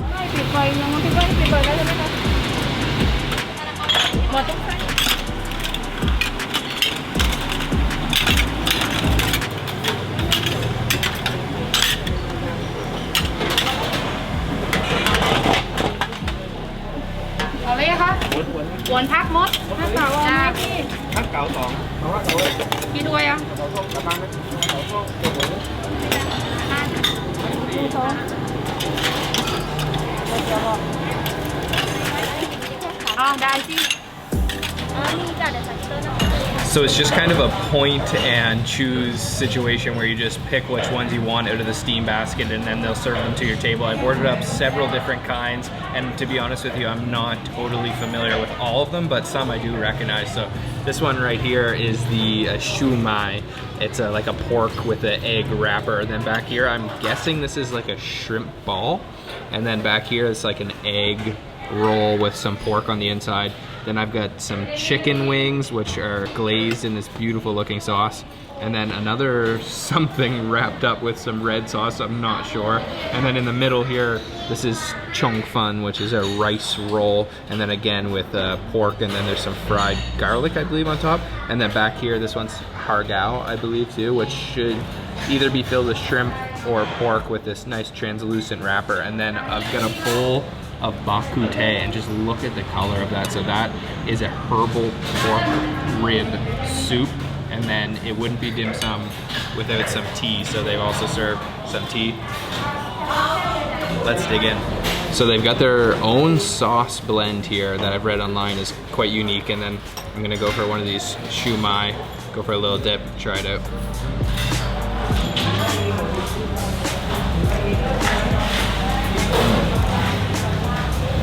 Tastes like there's some peas in there. Their sauce is a little bit spicy and a little bit tangy, and the wrapper is almost like not even there. It's pretty much just a meatball, and I think it's pork, but there might be a little bit of shrimp in there as well. It's good. There's a second sauce available. I think it's like a vinegar. Go for a little bit of that, and then I'm gonna try the chong fun, which are sticking together. Go for a dip, try that.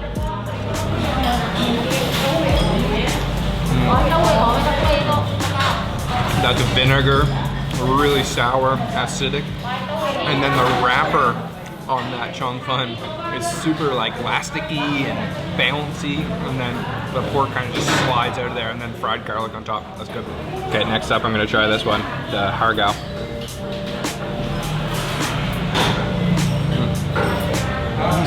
It looks like it's gonna be similar in flavor to the shumai, but it's actually quite sweet. And the only thing I'm noticing right now is it could be served a lot hotter because it's kind of cooled down. Okay, I'm gonna try this bakute, and I just love the color of that. There's so many herbs. Oh man, that is rich. And then I've also got a pork rib here. Oh, tender. Wow. Yum, that's amazing flavor. Very herbal Chinese medicine tasting. Yum, the meat falls right off the bone. So upon closer inspection, this one actually has imitation crab stick on the inside, and then a red sauce and some green onions on top.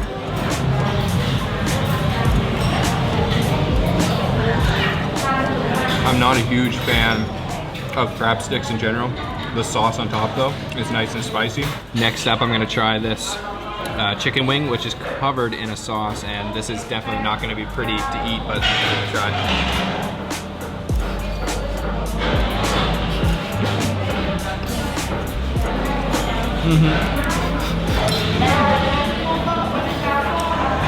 Yeah, definitely not pretty to eat. I warned you. Wow. That's good though. The sauce on the outside is a sweet and sour sauce, super tangy, and again, really tender meat. Yum. All right, that was some awesome dim sum. Like I said, it should have been served a little bit hotter, but it's just being sold so quickly that they don't even have very long to steam it. I'm assuming that they've cooked them, pre-cooked them in the back, and then they bring them out front to be served. But really good dim sum, and very cheap too, only 260 for all of that, and definitely not full, so I'm gonna continue doing some eating here in Phuket town.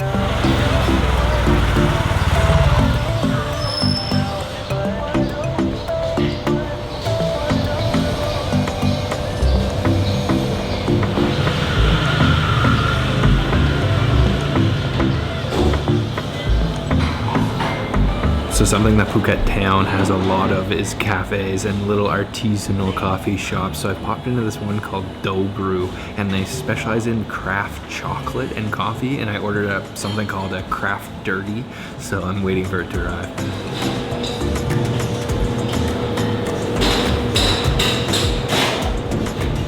So this is my craft dirty. It's got a chocolate rim, and then you can see a shot, I think it's a double shot of espresso on top of some cold milk. It smells like freshly roasted coffee in here. Let's try it out. Oh man, yum. Oh, the chocolate is like melty on the outside, and there's little crunchy bits, and it's served nice and cold, nice and refreshing. That's a strong coffee too. Yum. The younger Thai generations really love cafe hopping, and this cafe is very picturesque. The interior is just done really nicely, and they also serve chocolate bars here, and I really love the chocolate. It tastes like a nice high quality, probably like an 85% or something dark chocolate, and it goes well with the coffee. Yeah, refuel for the rest of the day. That is such a cool place to chill, and it's in one of these old buildings down a really picturesque street that everybody's just taking photos of.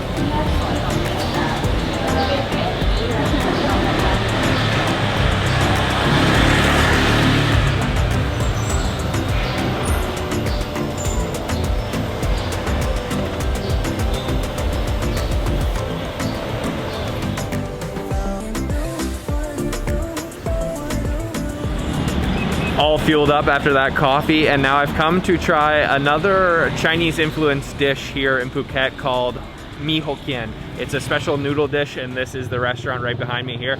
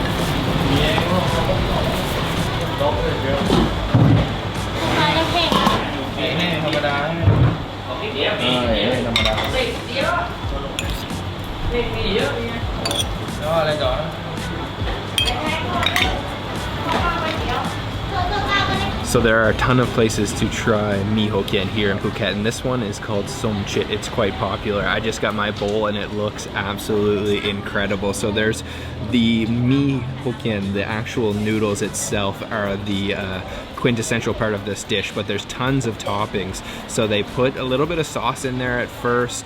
He puts some pork slices, some halved shrimp. He puts some green onions in there. And then there's a couple wontons on top too. Oh, and some crispy pork. There's all kinds of different things. What's nice about this place is they really load up the ingredients. I'm gonna try just a little bit of the broth first with a piece of this crispy pork, because otherwise it'll get soggy and lose its crispiness. Oh man, that was crunchy. The broth has actually got like a little bit of a nuttiness to it. I think it's just like a pork bone broth, but it's complex flavor. There's a lot going on in there. But I'm going to add some chili vinegar because it just ups the deliciousness level of this dish. Check out this beauty right here. I'm absolutely addicted to this stuff. It's not so spicy even though there's chilies in there, because the vinegar has kind of pickled them. So you can add a generous helping. I think I'll go for 3 scoops. Oh man, and also on the table, there's tons of condiments, but another one that I love is just the straight chili powder. And this brings up the heat level big time, which you gotta do here in Thailand. Oh, mix that around. My mouth is watering. That looks so good.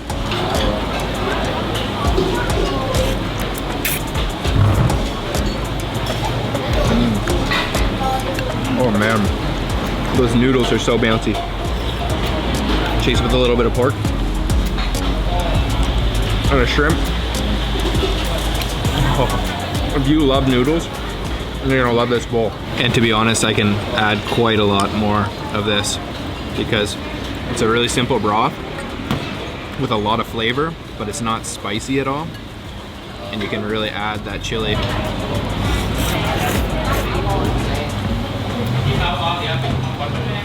Well done. This is just a perfect bowl of noodles. Mee Hokkien. The noodles themselves are so bouncy and firm. Thank you. Wow guys, I have to say that in my few days that I've been here, Thailand has some of the best food I've tasted in a long time in the entire world, to be honest. I don't know why I waited so long to come here. It's just on another level. That bowl of noodles, I wouldn't add anything if I could. It was perfect the way it was. So good. So I'm gonna drive into the central area of Phuket Island to try and find a famous temple there, and I'll show you guys around once I get there.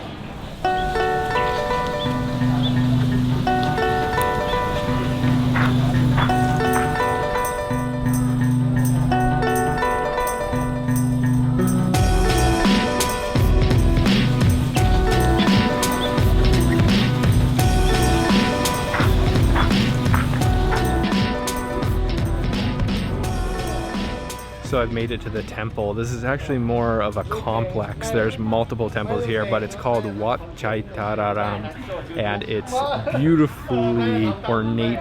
Thai temples are just on another level. They're like covered in gold and all of these beautiful colors, and there's a lot of nice greenery around too. It's almost like a park. It's really shaded. You can go inside, you just gotta take your shoes off, and you can go inside and see everybody praying, or pray if you want to, and just explore this place. Wow, it's absolutely beautiful.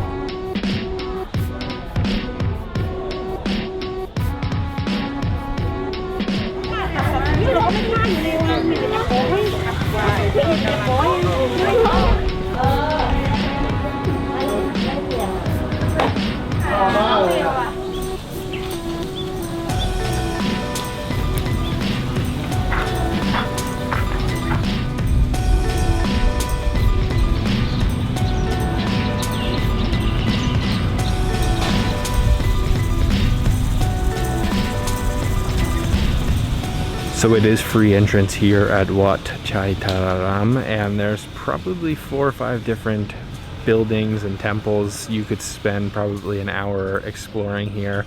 You might want to come later on in the evening or early in the morning because it does get really hot out here in Phuket, but definitely worth a visit. So beautiful. I love the temples here in Thailand.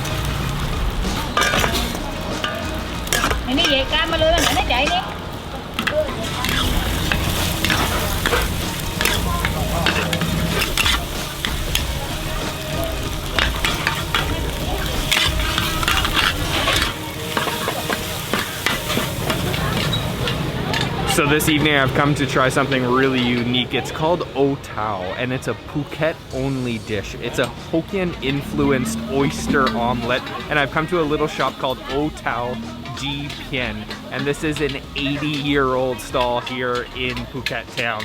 So the way that she makes it is she lays out a batter and then adds a bunch of eggs on top of that and then fries it all up, and then she adds a bunch of taro.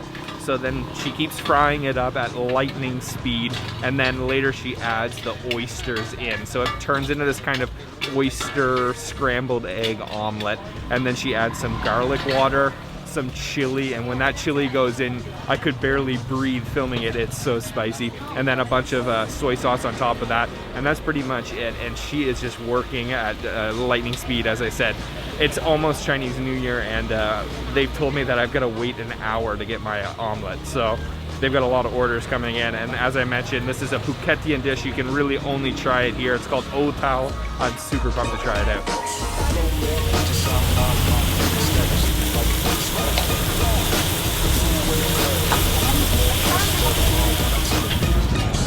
So I've been standing around watching her cook for a while because I've got an hour to wait for my oyster omelet, and one thing I'm noticing is that she doesn't even cook it the same way every time. It's all by feel and by sight, and they also have a couple different variations, it seems. One variation has some fried pork skin in it as well.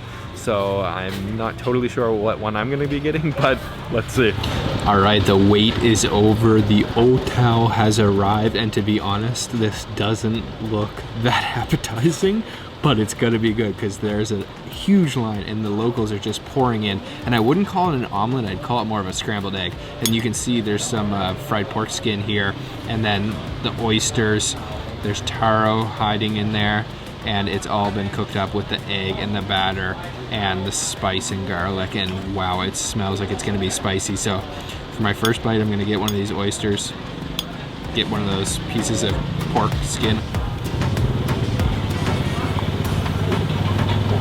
Whoa, wow, it's so spicy. Oh my God, it's so spicy. That's gonna burn. To be honest, there's no like salt at all. Let me go in for one more bite here. Try to get some more oysters. Those oysters taste nice and fresh. But wow, the flavor is a little bit less exciting than I thought it was gonna be, but it's spicy. Really spicy.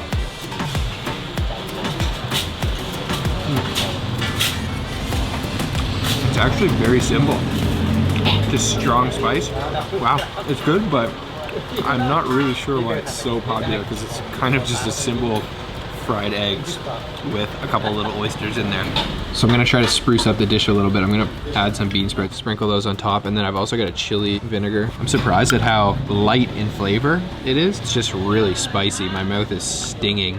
I like the taro in there. It's nice and crunchy still. She hasn't like overcooked it. It's almost like a sweet potato, it tastes like.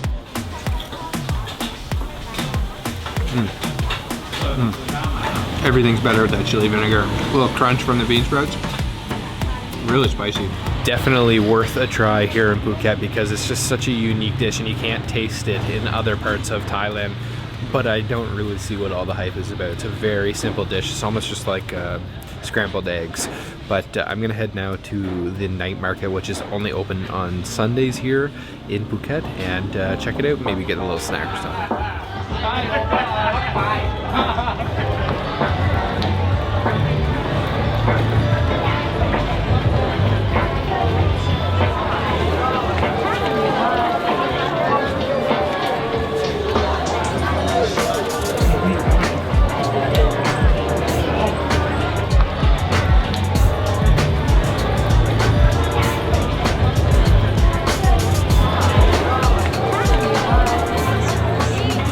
So this night market takes place every Sunday night, and it's on Tanun Talang, which is a street that is lined with these Sino-Portuguese buildings. All the other days of the week, it's just a street that cars are driving down, but they shut it down pedestrian only on Sundays.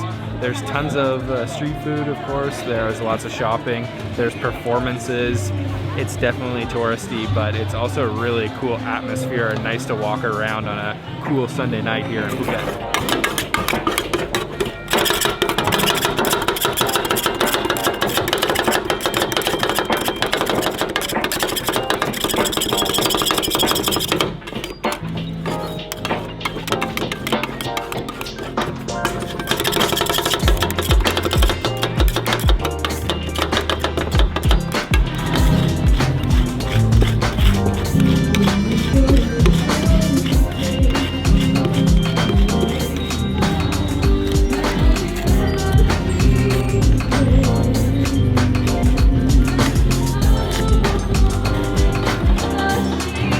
So I spotted something I wanted to try, not traditional at all, but I've never filmed it before. Actually, I don't even know if I've ever tried it before. It's the rolled ice cream. So he uses a really cold tabletop, and I ordered chocolate with almond. So he puts like a little bit of these chocolate cereal and then almond flakes and then some cream, and then dices it up, minces it up real fine. And then once it's nice and cold, he flattens it out onto the cold plate and then scrapes it, rolls it into a little roll, and then that's it, rolled ice cream. Let's try it out.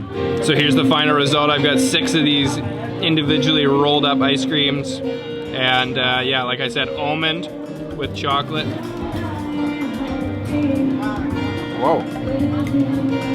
Actually, that's a really good ice cream. And it's got a lot of texture to it because of the almond pieces in there. Oh man, that's actually really good ice cream. I'm surprised at how good that is. Yum. Oh, perfect way to end the day. That's really good ice cream. It's like chewy. Almost reminds me of Turkish ice cream.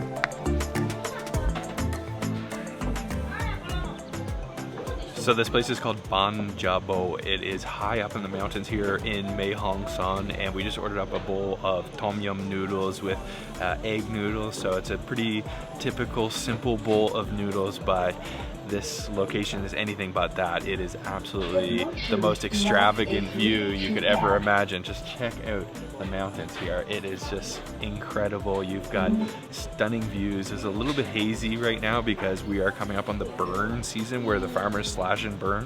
So you do get a little bit of smoke, but still just an incredible view. And honestly, looks like an amazing bowl of noodles too. Check out this bowl of noodles. So it's just a classic bowl of tom yum noodles. This is like a chili peanut sauce or paste on top. There's some pork in there, half an egg, and then the banh mi. And this is tom yum noodles, so the base is like a little bit spicy sour, classic Thai style. These noodles might be good, but this view is definitely better, and I haven't even tasted the noodles yet.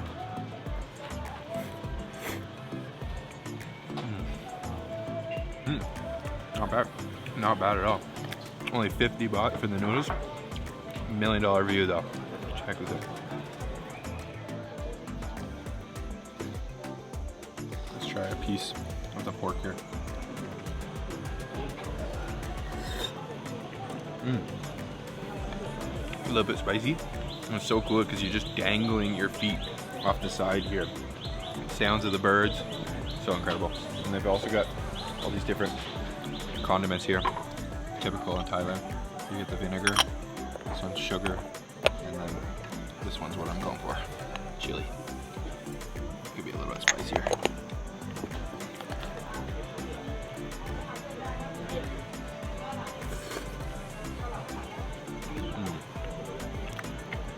Yum. I could sit here all day. Just look at this view. I mean, it's definitely not the best bowl of tom yum noodles you're gonna find in Thailand, that's for sure. But 50 baht, you're honestly going to probably pay more money for that in Bangkok, and you're gonna be sitting on a busy side street sweating. But here, no, nice cool breeze, incredible views. You don't really come here for the noodles in particular, you come here for that. So my heart never beats this fast when I eat noodles because look at this hole. You can slide through it. Like,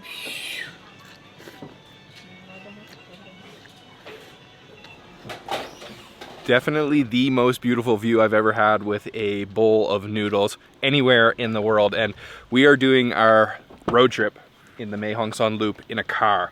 Although a lot of people like to do it in motorcycle or on a motorcycle, I don't recommend it because you should be very experienced if you're gonna do it on a motorcycle. There are, like I said, 1,800 bends in the road. It can be pretty dangerous coming around the bends in a motorcycle. So we opted for a car, and we're heading now to the Chinese village of Ban Rak Thai.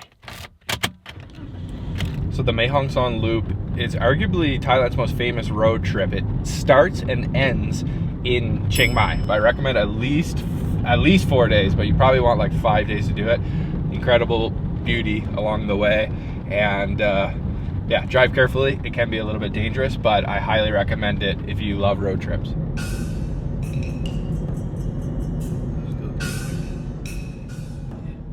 All right, we have made it to Ban Rak Thai. Just gonna get settled in and I'll tell you a little bit more about this place.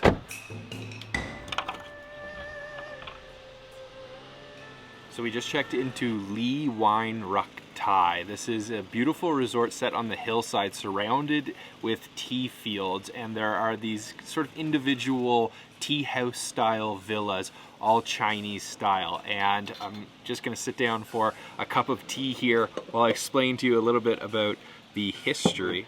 When the Kuomintang or KMT nationalists were driven out of China, a lot of them settled, as we know, in Taiwan, but actually some of them settled here in Thailand, in particular here in Ban Rak Thai, and they came from the Yunnan province of China. So nowadays you still see the Yunnan style cuisine here, and architecture and culture, and even some of the older folks still speak Chinese.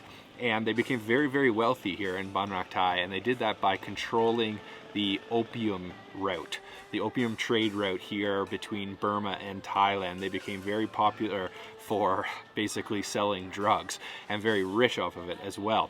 And then it became sort of a lawless area where you couldn't visit whatsoever. You would basically be shot dead. But that was the past. Nowadays it has become very popular tourist destination among Thai locals and international tourists as well.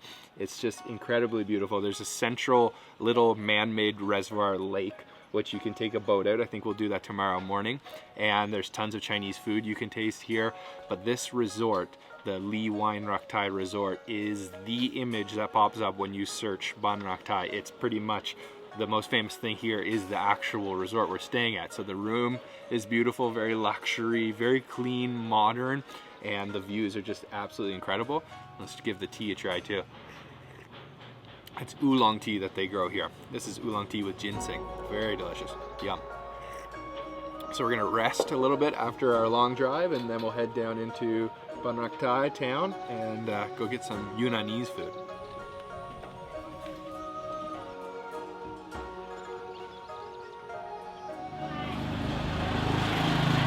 So it turns out that one of the best places to eat Chinese food here in Ban Rak Thai is at the Lee Wine Restaurant, the same brand of the hotel we're staying at, which is just 200 meters up the street. So we've come to the restaurant. It's a beautiful restaurant right beside the lake with incredible views, and the menu was packed with super interesting, authentic Yunnanese cuisine. So we ordered up a lot of different dishes that I'm going to show you next. So most of the dishes have arrived. We're still waiting for one more, and we've got some awesome looking Yunnanese food here. So let me show you what we've got. This here is a tea leaf salad with minced pork. I see some onions in there, chili, but that's using the tea fresh from Ban Rak Thai, where we are right now. Here in the middle is the specialty of their restaurant. This is the Yunnanese pork hock. Huge, huge chunk of meat, and it's sort of like a hot pot.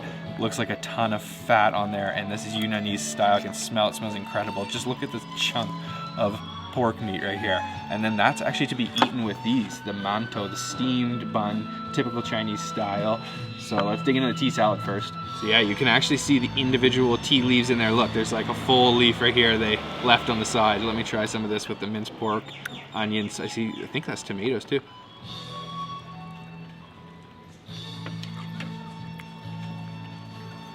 That is delicious. Oh my gosh. I'm not sure that is actually Yunnanese style because it tastes like Thai yum, spicy salad. Super sour, super spicy. And can't really taste the tea leaves because it's overpowered, but you can definitely feel the texture of them. A little bit crunch, freshness in the tea leaves. It's really good. So our next dish has arrived. Look at this. This is the mala fish. It looks like a tilapia, and it's just completely smothered in that mala sauce on the outside. It's not necessarily Yunnanese once again, but mala food is loved all around China.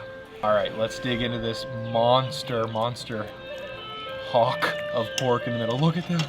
Oh my gosh. There's so much meat underneath that skin. Look at that. Okay, let's give it a try.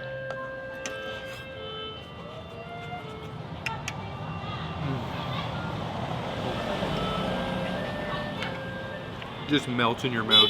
It's got a little hint of kind of five spice, but I feel like I can taste like the red dates, the jujubes, and just super tender meat. Oh my god. Completely fell off the bone, melts in your mouth, a little bit fatty with some of the skin, but the broth that it's simmering away in has so much flavor. This is so heavy. This one piece of meat is so heavy, and look at it's just falling apart. That meat is ridiculously tender. Yunnan style.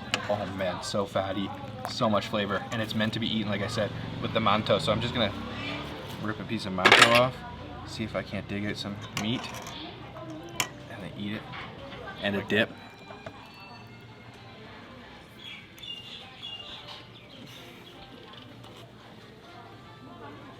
Oh my god, the mantou is phenomenal. It's soaking up the flavor of that broth and all that soup. Like, it does it better than any other type of bread. It's just so fluffy from being steamed that it just completely absorbs. Yum, that is amazing. Let's try the fish, the mala fish. This is like 3 centimeters of mala sauce on the outside. Look at that. Oh.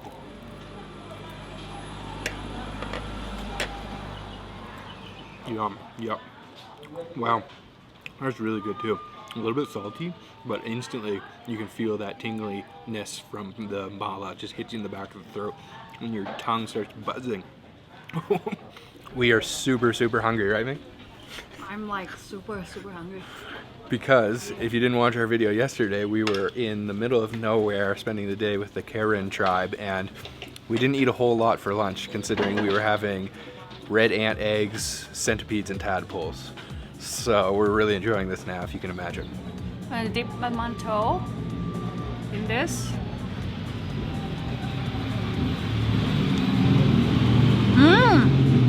Wow, so sweet, and it's so good. Wow. So they also brewed us a pot of tea, actually 2 types of tea. One is like a high mountain, and the other one's oolong tea. And I think what you're supposed to do with this is you take the cup, and then you, yeah, so there's tea inside of that, but then this long one, I think it's for smelling. Yeah. Oh my gosh, that's amazing. That's the oolong. Oh, delicious.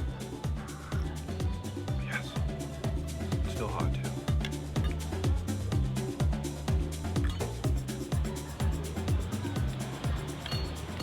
So we finished off with all that delicious food, Yunnanese food, and kind of some Thai food as well.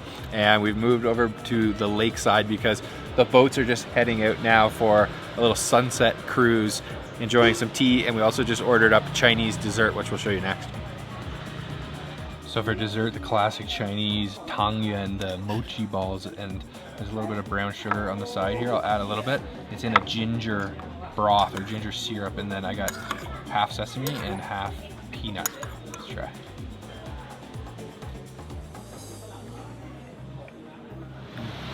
That ginger needs a lot more sugar than that. It's like super strong ginger flavor.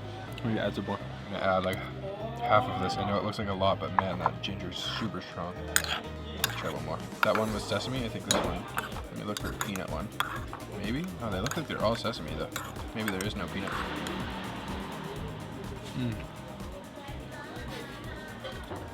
Oh, it's so gooey. Yeah, a little bit of sweet sesame on the inside. I don't think they gave me any peanuts, but wow, what a view. What a place.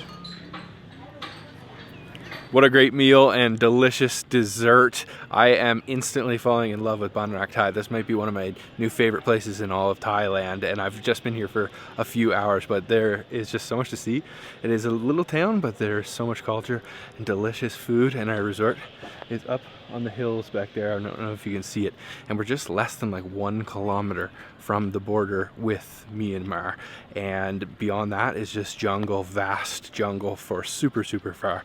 So it's a really unique location. We're gonna tuck in for the night, and I'll pick back up with you tomorrow because we're gonna jump on one of those boats and cruise the lake in the morning.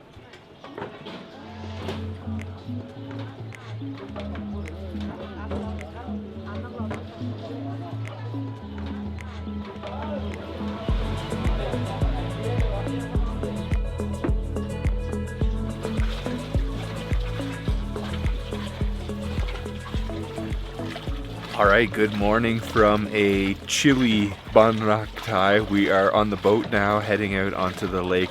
The sunrise is just peeking over the mountains, and we are on this really cool traditional bamboo and wooden boat. Or I guess it's not bamboo, it's just wood, but he's got 2 paddles on the back. He's working us out into the middle of the lake, and it's a nice flat boat.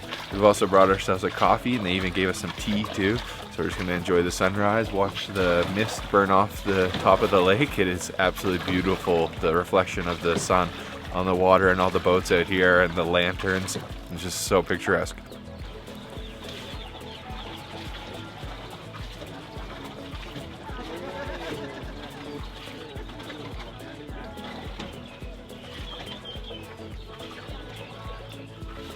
So you can see up on the hill the resort we stayed at, the Rawai Thai resort, and the restaurant is just down by the water, and then this boat is also owned by Lee Wine. So this video is not sponsored whatsoever, but like I was mentioning before, the Rawai Thai resort is the iconic image of Ban Rak Thai, and I will let you know though that you should definitely book way ahead in advance because this place sells out. We had a hard time even just getting 1 night, and we asked them if we could extend for a second night, and they said no, so we're only here unfortunately for 1 night. Yeah, not sponsored whatsoever, but pretty much you're gonna definitely be either taking the boat, eating at the restaurant, or staying at the resort owned by Lee Wine.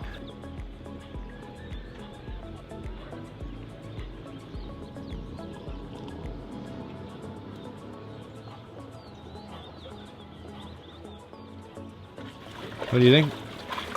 I think this is a new experience, a new place that I like in Thailand. It's so relaxing. I recommend this should be one of the activity you should do, and don't leave Thailand without doing this because it's really incredible. Like you feel it when you come here. I agree with Mink 100%. Like you've got to come here. If you're doing the Mae Hong Son Loop, it's a must, definite. It's probably the best stop on the entire tour. But even if you're just visiting Thailand, maybe it's like the 2nd or 3rd time you've been to Thailand, I would consider coming up here. Maybe you've already seen Phi Phi Island and Krabi and Phuket. Head up north and leave Chiang Mai and come here to Ban Rak Thai.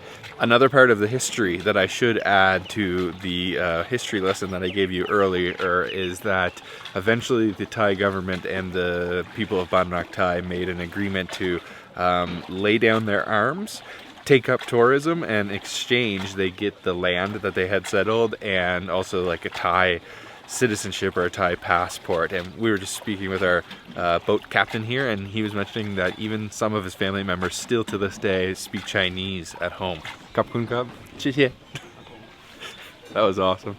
What an experience. This place is just so beautiful. All right, let's go get some Chinese food.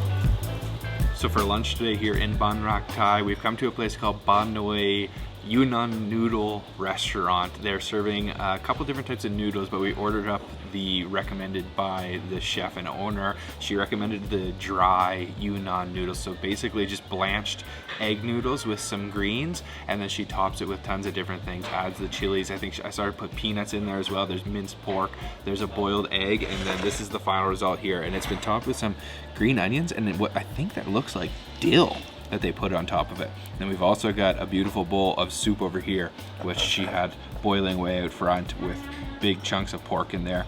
Looks like there's also dill in there as well, but let me just give this a little mix. Look at how beautiful those noodles are. Wow.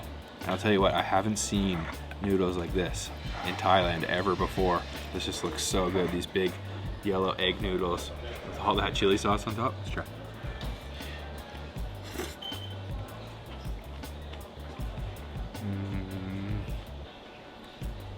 Oh yeah, it is dill.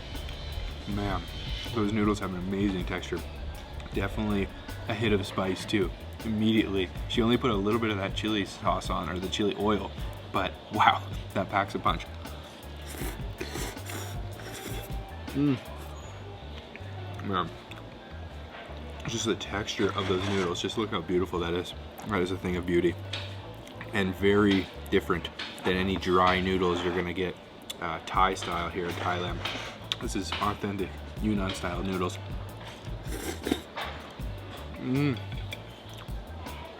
Fresh herbs on top give it such an amazing, unique flavor. Let's try the soup.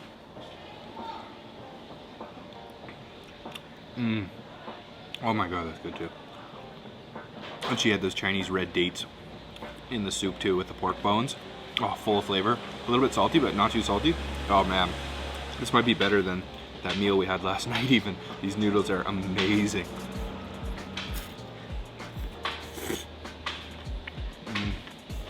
I'm starting to notice a trend here in Ban Rak Thai as every restaurant gives you tea. And actually, we bought some tea to take home with us, and I noticed that the tea that they were selling here was actually from Taiwan. Jai in particular had it right on the front, Alishan tea. I'm not sure if this is, but let's try.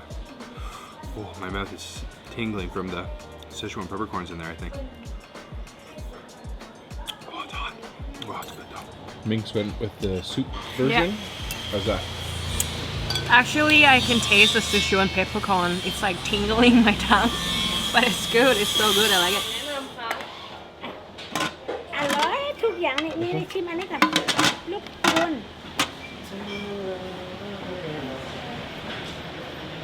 Thank you.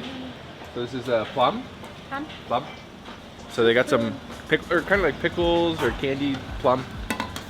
Oh, yum. Alright. That's really good. It's sweet. And like syrup, like almost like tastes of maple syrup or something. That is delicious. You gotta try one. เอานิดเดียว ขอบคุณจ้ะนานกันไหมค่ะ Tastes like a candy strawberry. I Is it good? It's good. It's a little bit sour and sweet.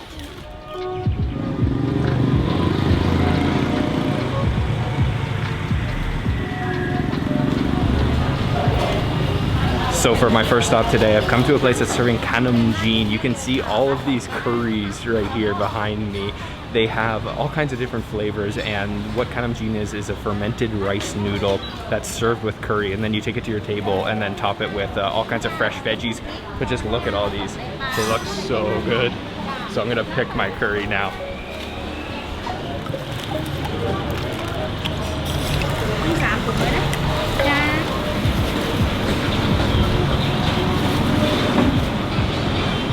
Selected my curries. I went with 2 different types of curries. The first is chicken, and there's blood in there, and there's eggplant. And then the second one I went with was just some crab curry. There's just little bits of crab meat there, you can see as well. And then it's all on top of those fermented rice noodles.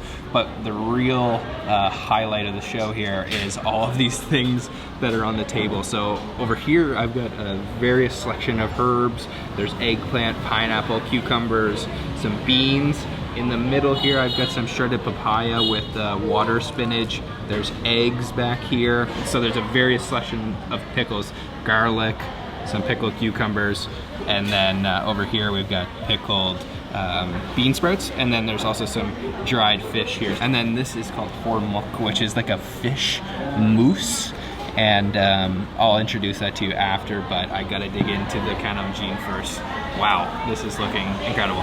So I'm definitely gonna put some of these pieces of pineapple in there, and there's like various herbs that I'm, to be honest with you, not totally familiar with. This is my first time in Thailand, so I'm not totally familiar with all of the ingredients here, but I'll put a couple of those.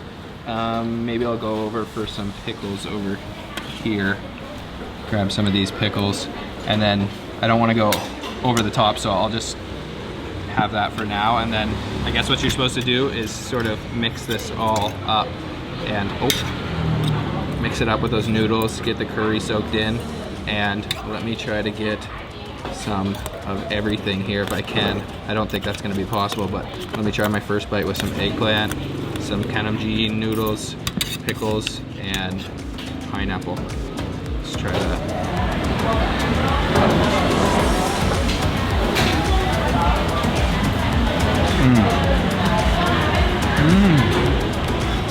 Those noodles are so slippery, and I can taste that crab curry.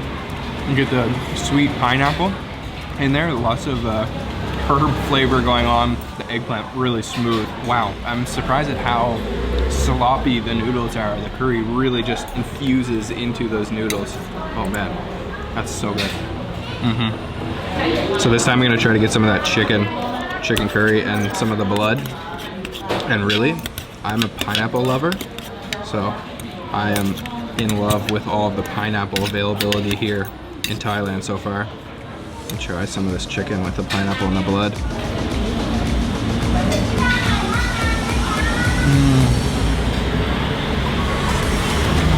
Those noodles have such an amazing texture. They're so slippery, and they hold the curry so well. It's got a little bit of a spice. I'm not sure it's the chicken curry or the crab curry, but again, that pineapple balances everything out. So this is the hormuk pla, which is a fish mousse, I guess, that has been steamed in this banana leaf and like mixed with tons of curry and spices and stuff. And look at the texture of that. I've never had anything like this before, so I'm interested to see what this is gonna taste like. Oh my god. Wow. That's like teetering on being a liquid. It's seriously so smooth, really strong curry flavor, and not a lot of fish flavor. I was kind of expecting it to be fishy, but wow, that's actually really, really good. So I'm going a little crazy here. I want to try like as much as I can, so I'm just grabbing leaves here, different shades of green, and I'm just gonna throw those all in my curry here. And then I'm also going to try some of this pickled garlic back here, which looks really interesting. Check that out. Wow. And then there's also some shredded papaya back here. Just want to try it all. So let me kind of pull some of this garlic off, which is an amazing ingredient, pickled garlic. Who doesn't love that? And then Grab one of these leaves, some of that papaya.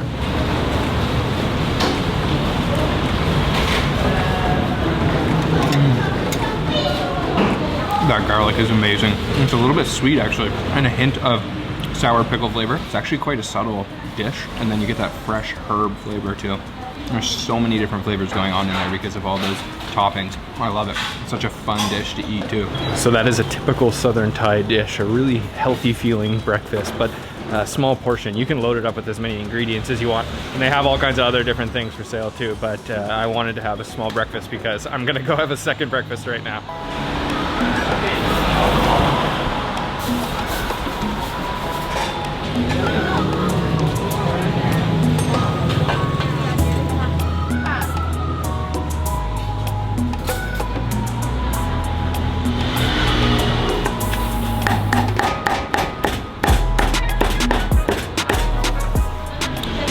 So I've just come to a little place that's famous for their crispy pork called Ji Hong Crispy Pork, but unfortunately they're sold out. It's about almost noon now and they've sold out of the crispy pork, but luckily I was still able to get their red pork, which looks really good, and it's so covered in that sauce. It was just sitting in that sauce up there and they barely had any of this left, so I'm lucky to even have some of this.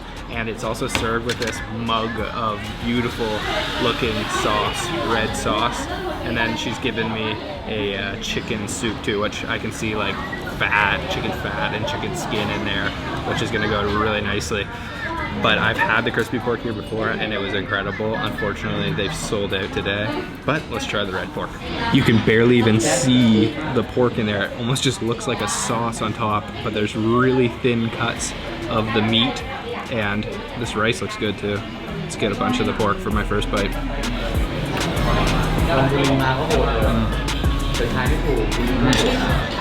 It's actually quite sweet, very sweet.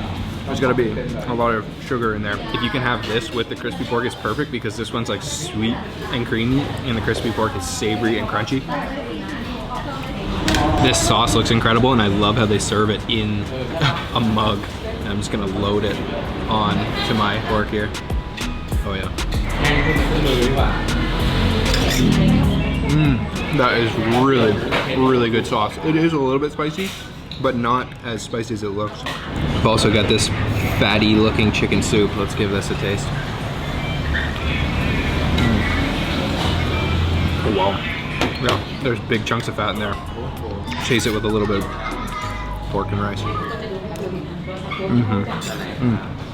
This place is seriously good, but unfortunately, no crispy pork today. I'll have to come back another time. But the red pork is still really good. And one of the most famous sites here in Phuket is the big Buddha on top of a hill. So I'm gonna drive out there now and show you guys that.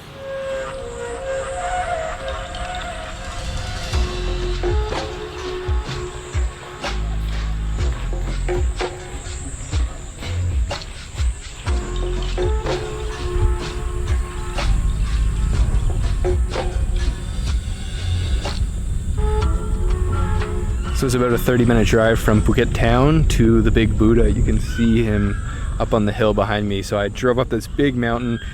I'm not sure it's the highest point in Phuket, but it's got to be close. You've got an incredible view over the water, the rest of the island, and I'm gonna hike up the stairs here and go take a closer look at the Buddha.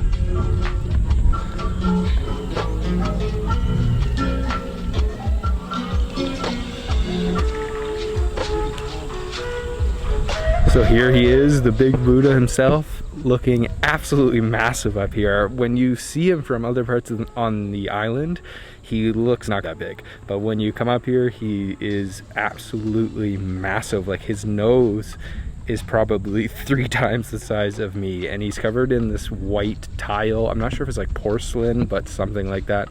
And again, just incredible views. I just can't get over how big he is. Wow.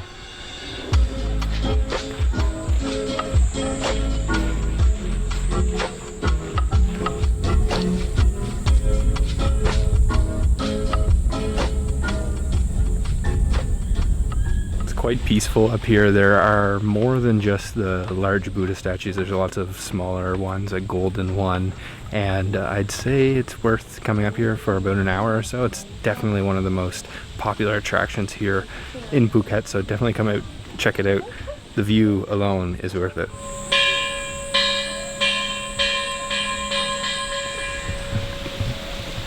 Bonus if you want to see monkeys, because I spotted one here. There's not a whole ton of them, and remember, don't feed them because those things are seriously vicious.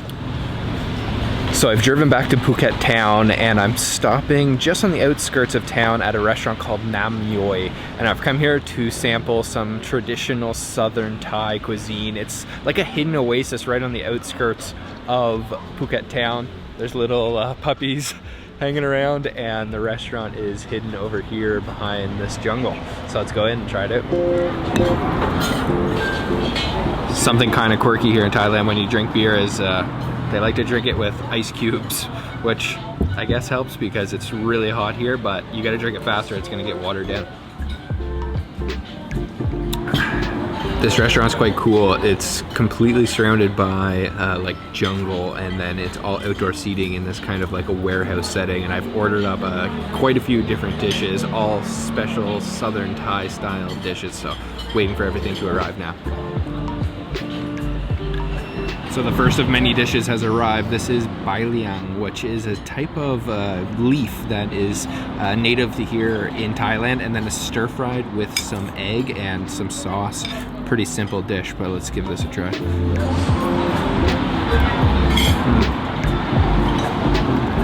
It's still got a crunch to it. It hasn't been overcooked at all. The egg has soaked in a lot of the flavor. There's definitely some fish sauce, probably some soy sauce in there. It's a little bit sweet and savory at the same time. Yum. It's got a nice texture. Oh wow. Okay, we've got all the dishes coming now. Look at this. Wow. Okay, all the food has arrived. As I mentioned, these are all southern Thailand specialties, and let me introduce it to you first, starting off with the nam prik, which is this dipping sauce here. There's tons of things in there. There's shrimp paste, there's minced up shrimp, onions, chilies, garlic, and then it's served with a couple different veggies I see. All kinds of different things, okra, some cabbage, and you just basically dip that in. And then back here we've got mu hong, which is a sweetened pork belly and big chunks of pork. Again, southern Thai specialty. Back here we've got the gang som pla, which is a spicy sour soup with fish, and oh man, that smells just absolutely incredible. You can see the pieces of fish in there. And then pad satay, which is a stink bean with prawn, and look at that prawn, it is absolutely massive. And then these stink beans are a specialty here in the south of Thailand, all to be eaten with rice, of course. I'm hungry, let's dig in. Just check out the rich red color of this gang som pla. So I'm gonna grab a piece of the fish in there, so I'll transfer that over to my rice over here, and then you gotta soak it with a little bit of extra of the soup, and then let me pull apart a little bit of fish here. Oh man, that is effortless.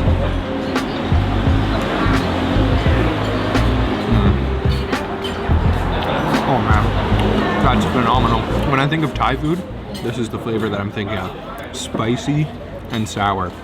And they don't hold back on the spice here in the south of Thailand. That fish is ridiculously tender, just falls apart, and then it's soaked into that rice so nicely. Oh man, that's a really good dish.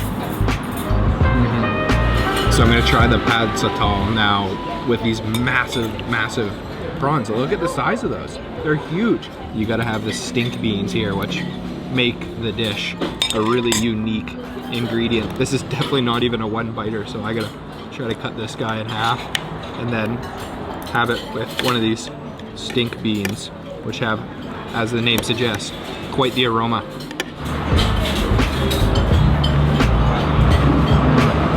Oh my gosh, that is a juicy shrimp. Just exploded in my mouth. The stink beans are really crunchy, and they've got this really unique flavor, and you're definitely going to be tasting it well after you've finished off your meal. It's hard to pinpoint, but I don't know.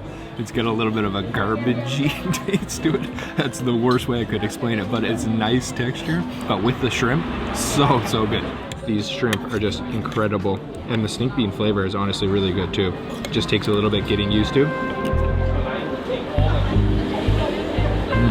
So this is the muhong, the kind of braised pork, and I can just tell that is going to be seriously tender.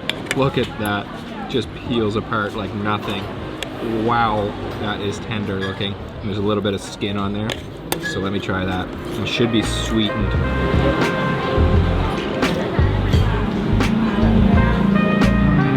The texture of that is perfect. It's like pulled pork that hasn't yet been pulled apart. And then it does have a sweetness, and it's got like a little bit of a fruitiness to it. Contrasts the spicy flavors of the other dishes that I've had, and it reminds me more of like a Chinese or Taiwanese braised pork, like red braised pork belly or something like that. Man, oh man. Oh my god. So this is the nam prik. There's so many ingredients in there. It's like a dipping sauce, as I mentioned, and then there's like a various selection of different veggies. There's cabbage. There's zucchini over here, then we've got okra, wing bean, and then an eggplant over there. And I think I'm gonna go for a wing bean and then take some of the nam prik, and I can see there's pieces of shrimp in there too, and chili. And put that on top. That might have been a lot, but that's all right. Let's try it out. I'm just gonna go for the whole thing with some rice. Oh, I love it. It's so sour. There's a lot of lime juice in there. It's got shrimp paste, so it's got like a seafood flavor, but it's not overpowering. And then the veggies are, you know, uncooked. There's raw veggies. It's really healthy feeling. And now the spice is building. Guys, Southern Thai food is no joke. This stuff is seriously burning. Wow, I think it's that nam prik. Wow, that is an amazing restaurant, Nam Yoi. Super spicy, so make sure if you don't like spicy, just ask them for less spicy. And 1,010 baht for all of those dishes. Pretty good deal, I'd say, for so much food. And it's just about sunset time. I might miss it, but I'm gonna try to go to the top of the hill so I can see the sunset.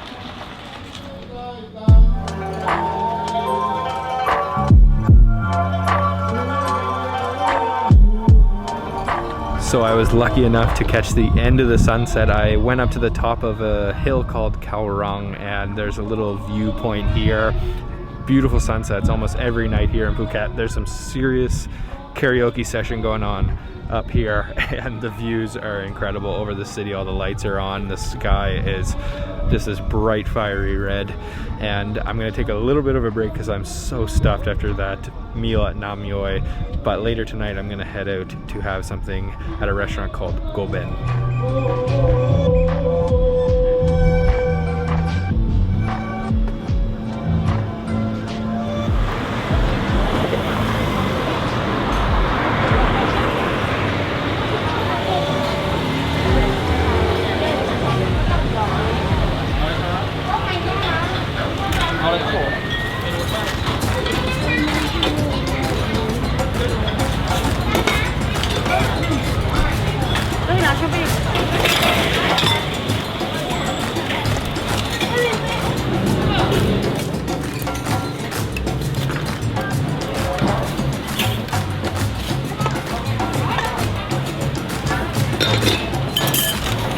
So this is maybe the most popular restaurant here in Phuket town. There is constantly a lineup here, but I've come about 30 minutes after 9 and there's not too much of a line, but it's still packed. And they're famous for their khao tom, which is like a rice congee with a bunch of different toppings, but they serve it kind of without the soup. So I'm not really sure, but I'm gonna go inside and see what I can order. But outside it's just like a conveyor belt. I'm watching the women work and they're just packing these bowls full of all kinds of different things, and their crispy pork is one of the famous ingredients, the mu grob, and it looks like it's really good. So their menu is relatively small, and I've ordered their top thing, which is called the dry boiled rice with soup on the menu. In English is what it's called, so let's check it out. So this is it here. There are tons of different ingredients in here, lots of pork offal and the crispy pork. I see a pork ball, and then it's all covered in fried garlic, and then there is rice on the bottom there. And to be honest, it looks a little bit underwhelming, but we'll see with the taste. And then we've also been served a soup here too, and I've heard the soup is quite good.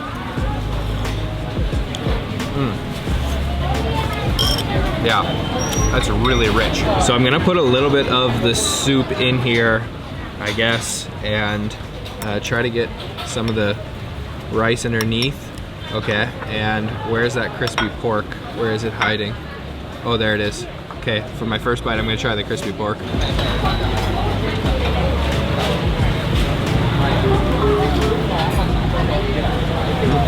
So I wouldn't say it's spectacular, but the soup with the rice is nice, and I love the fried garlic. The crispy pork is quite crispy, but it was a little bit dry. I don't know. Let me dig in a little bit deeper into this bowl. So there's lots of condiments on the table, and one of them is this chili garlic, which I will generously apply and try that. And I'll go in for some pieces of meat here, some of the rice.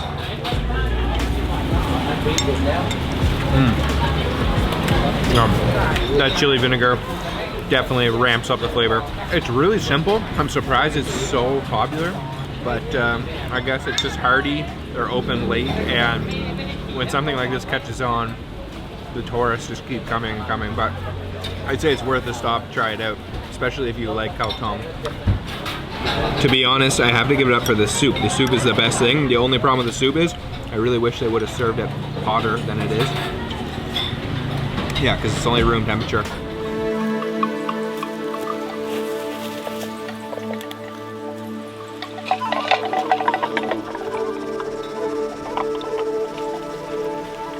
So right now is the end of February, which is nearly the end of the dry season here in Mae Hong Son. So it hasn't rained here in months. All of the rice has been harvested. You can see we're walking through the rice paddies right now. And this time of year, since all of the agriculture work is done, the Karen particularly like to go fishing.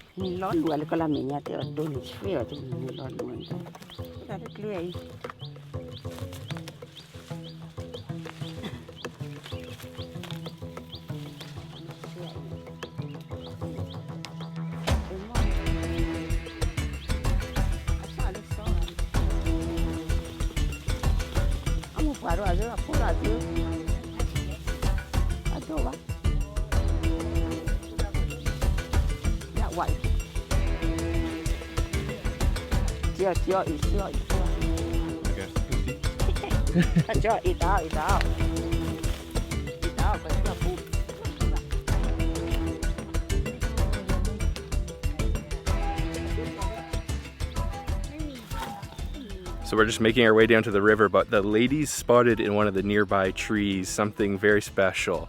They noticed that there was an ant's nest in the trees, red ant's nest. And so that is important because the Karen Hill tribe, they really love to eat red ants' eggs. So they hooked up a little basket on the end of a stick and then stuck it up in the tree and just shook it like crazy, which is a really dangerous job because those red ants pack a mean bite. And shaking it hopefully to get some eggs, but unfortunately that nest didn't have any eggs in it. That is a very prized food of the Karen tribe here in Mae Hong Son. If we don't find any, we'll probably be able to buy some off of one of the locals. But first, let's go fishing.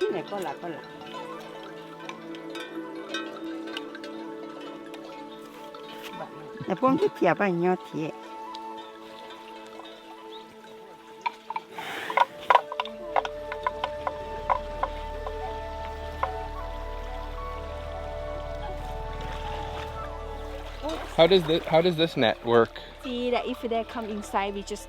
You just pull it up? Yes. Okay, so you're just waiting for them to swim in. Yes.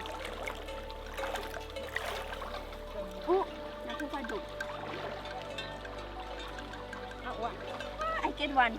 You got one? What is it? Oh, with your hand? Yes. Wow, that was really skilled. So you'll eat that? Yes. Yeah? Yes. So we are in the river now. The Karen ladies are fishing. They've got a couple different techniques. They've got two different types of net. One is like a big flat net that she just lays into the water and then waits for a fish to kind of swim over top of it and then pull it up. The second one is just like a hand net, but basically the way that they're doing it is just literally using their hands to catch fish, which is incredibly difficult, but they've already caught a ton of fish. So they're basically turning up rocks, trying to grab the fish or kind of work it into the net a little bit. Another one? Yeah, I think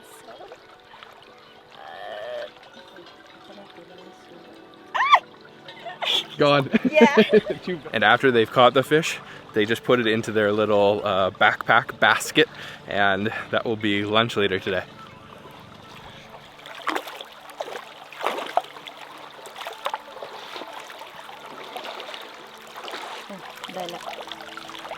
Này à?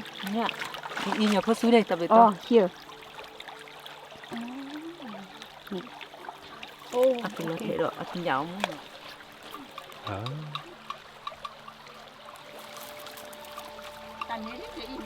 Ôi, ôi.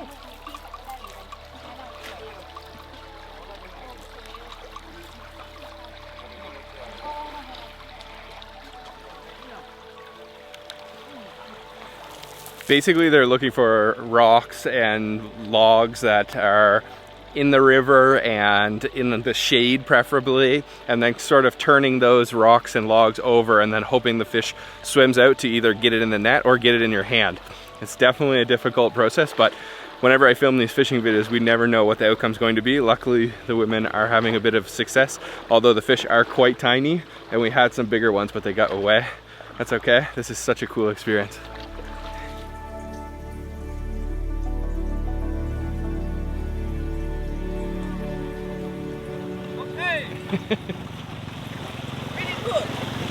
Good.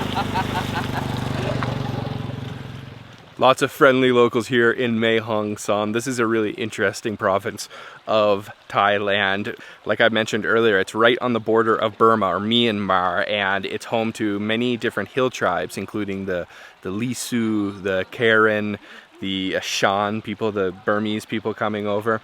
So you've got a really unique area of Thailand with lots of different interesting cultures going on here in the hills of Mae Hong Son. And the locals super friendly. A couple more guys just came down on their motorbikes to do a little bit of fishing here too. And you know, the fish here are small, but that's because this is only one of the small parts of the river you're allowed to actually fish on. There are other parts of the river that have conservation status, and there are plenty of large fish. So the Karen people are really doing the right thing to conserve the local population of fish in here.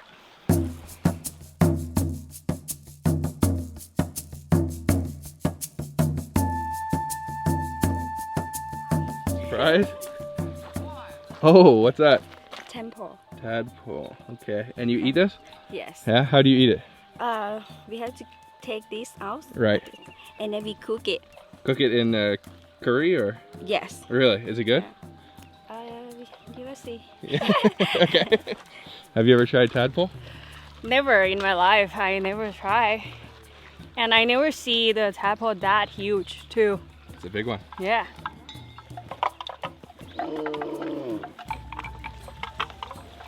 Lots of buffalo here in Mae Hong Son, and I love how they've got this little wooden box instead of the typical bell. They've got a little custom-made wooden knocker. We've got another catch. Fish? I have fish. Fish. Small Oh, fish. 3. Yeah. How's the taste? Taste good? Yeah. Aroy Mei? อร่อยมาก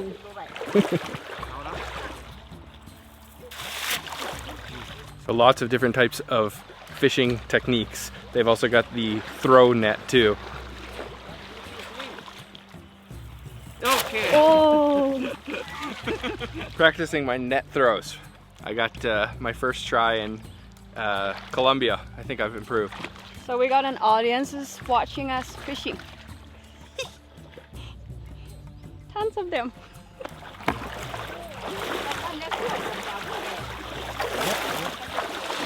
พวกนั้นแหละบ้านแรกพูดได้ป่ะ ไม่ใช่สลาเมนเดอร์นะ Yes. Oh. Yes. Oh, I've never seen that before. You can eat that? Yes. What is that? So this is the everyday life of the Karen Hill tribe, to basically come down to the river or go into the jungle and forage or hunt or fish for today's meal. And it's also a form of socializing. They all get together, they clearly enjoy it, and pretty much nothing is off the menu. Anything they catch, you're gonna eat it. So they even just caught some kind of thing. I don't even know what the name is in English. They call it, what do you call it? Nam taka? Takap nam. Not really sure what the name is in English. I'll put it down here. Oh, and Mook has a fish.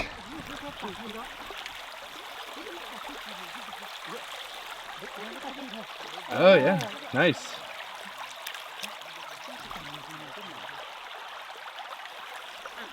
Those women are super fast at fishing. They were moving along the river faster than I could keep up with them. And at first, I thought the fish looked too small to eat.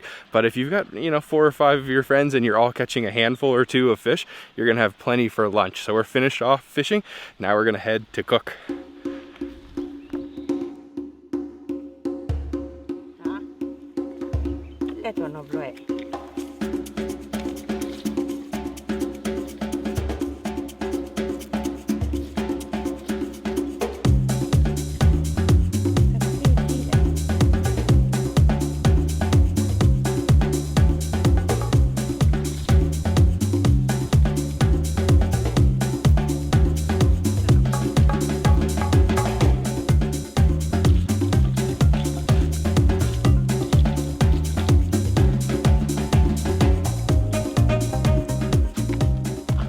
Set up on the riverbank here. The ladies are just cleaning the fish now, kind of popping the intestines out. And we've also got some foraged wild veggies, and they're stuffing everything that they've caught into the bamboo. So indiscriminate of what type of fish we caught. We've got different types of fish and all kinds of things, and it's all getting stuffed into this bamboo where it will be cooked. And I gotta show you one more thing right over here. So these right here with all these dead ants inside are the Kai Mot Dang. This is known as Mae Hong Son caviar. So these are the red ant eggs, or jungle caviar you could call it. Just look at those. This is, like I said, a delicacy of the Karen people of the Hill Tribe region of Thailand. I've never tried it before. It doesn't look like caviar. It looks like little larvae, not too appetizing.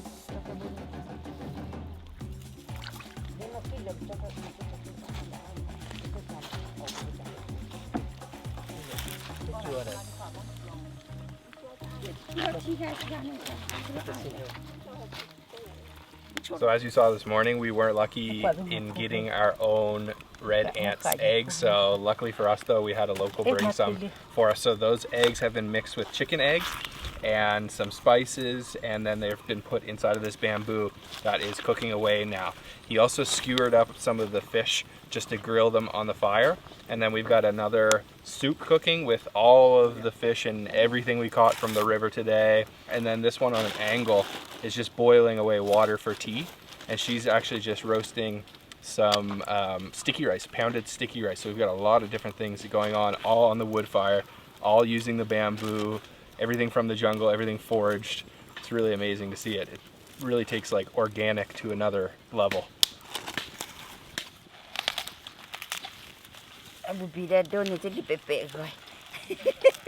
Okay, so she just gave me one of the roasted sticky rice. Well, it's super hot. Oh.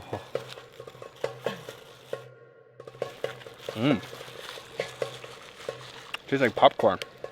It's like toasted, a little bit crunchy, and a little bit chewy. Oh, yum. It's hot. Ron.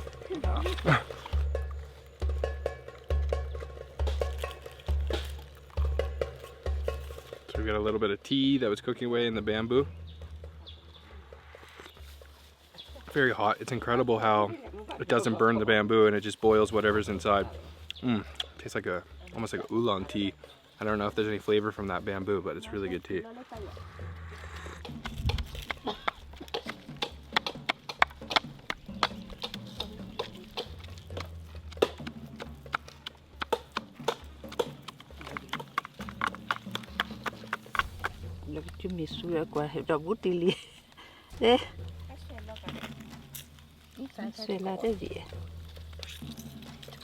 So those fish that we're grilling on the stick will be actually made into a cold soup. So head and tail and all, it's just crushed into a bamboo bowl, and then she's used some herbs and then something they call a jungle olive, a really juicy, almost looks like a little baby potato, and that's going to be mixed just with water, and it's a cold soup.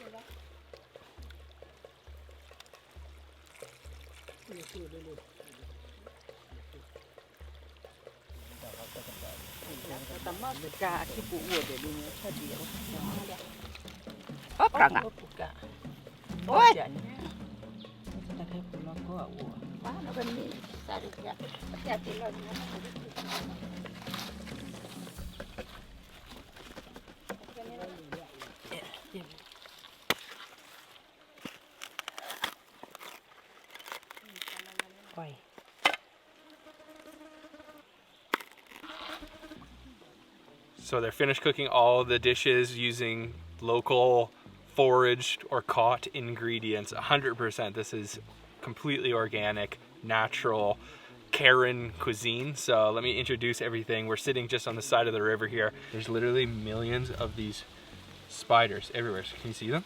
They're everywhere. Look at right here, crawling into our food. Oh, they are just absolutely covering everything. We've got several different dishes. This one right here is it's just called nam prik in Thai, basically a sauce, so a spicy sauce that's meant to be eaten with these veggies that they just pulled off the side of the river. And then this is the cold soup, so it's got that, they call it a jungle olive, that big thing right there. Some fish in there, there's some soybeans, there's some chili. This is the famous Mae Hong Son caviar. Just take a look at that. That is all of those ant eggs. There's still even ants in the eggs. So yeah, that looks not the most appetizing, but like I said, it's a delicacy. Look at how many of those are. Cold soup, so also using the fish, some veggies, some soybean once again, and what an experience it was to get everything and then see them cook it. So let's eat.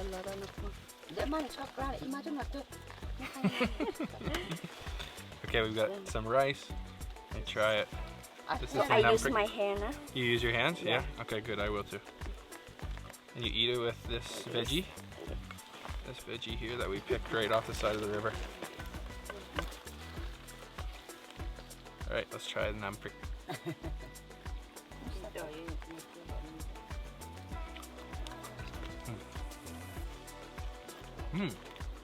Yeah. The herb is almost like minty.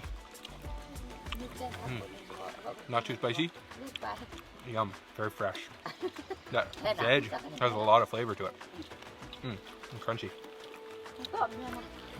All right, I'm going in for the eggs, the ant eggs, and some ants as well. This is something like I've been talking about. It is a delicacy here. It definitely doesn't look visually the most appetizing, but let's try it out and see what the flavor's like. I see lots of ants in there. It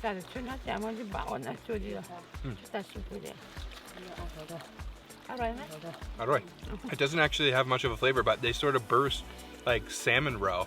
When you bite into them, pop. Like caviar actually, but not a whole lot of flavor.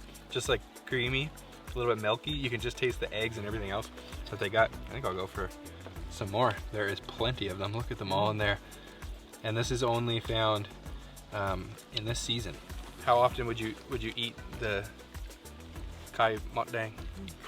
How often? Every day or once a week? Not every day. Maybe 2 times per month. 2 times per month? Okay. Do you like it? Yeah. Yeah? Good. No, they pop. They've got a nice texture. No strange flavor at all. Okay, this is the cold soup. Kun Mook was just telling me that this is their favorite after a long day of fishing, hot day of fishing, to have like a cold soup like this. Oh wow. Wow. That this thing right here, the jungle olive, has a crazy flavor. It's like really hard to explain, but I can also taste the roasted soybeans in there, a little bit of the chili, a little bit spicy. It's like sour and bitter at the same time, and cold. Oh, it's good actually. It's refreshing. Yeah, okay. That's fun. Okay, and then let's get the fish. I'm gonna go for one of these little guys. Whole thing, yeah?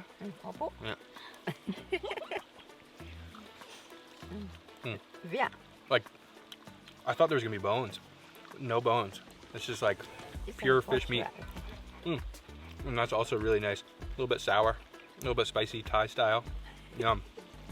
Fresh fish from the river. This river.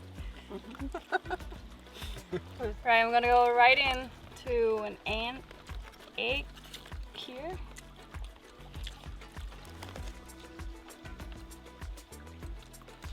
Ooh, it's like a new taste. It's kind of like every egg doesn't have any special taste. It just like pop in your mouth, like look, just say.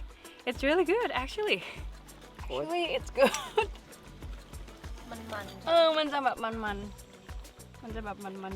If I'm being honest, it's not something I'm gonna eat every day. This is definitely a unique experience, and all the dishes have like something different about them than anything I've really tasted in Thailand. Like it's that flavor that you can only get when you forage those ingredients yourself. I gotta give it up for these eggs though.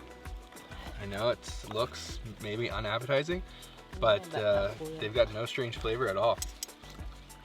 Pear and caviar, love it. Gotta try it if you're here at the right season.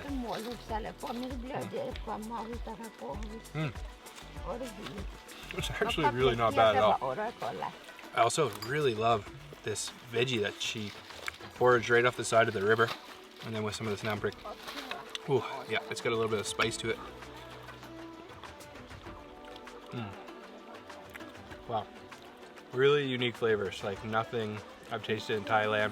Even though it is Thai food and they're preparing it like it's Thai food, the flavors are totally different because the ingredients are just totally wild and unique. Really good. Survival food. Spider. Long legs. Those were some really unique and interesting flavors. It definitely leaves a taste in your mouth that I've never tasted before. It's like super earthy, really strong, natural flavor, all organic. I mean, sitting right on the side of the river with spiders crawling all over the food.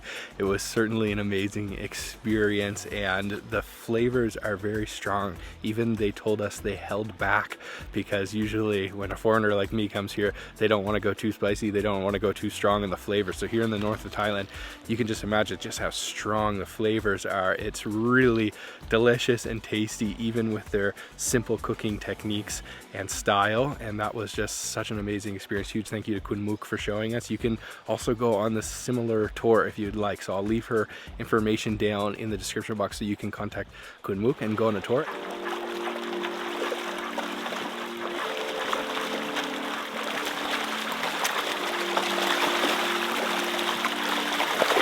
So as I was mentioning earlier, the Karen take care of the stock of fish very well. So we're just feeding them some rice, and there's plenty of fish, but they only eat the small ones, and they don't fish from certain parts of the river for conservation purposes, which is amazing.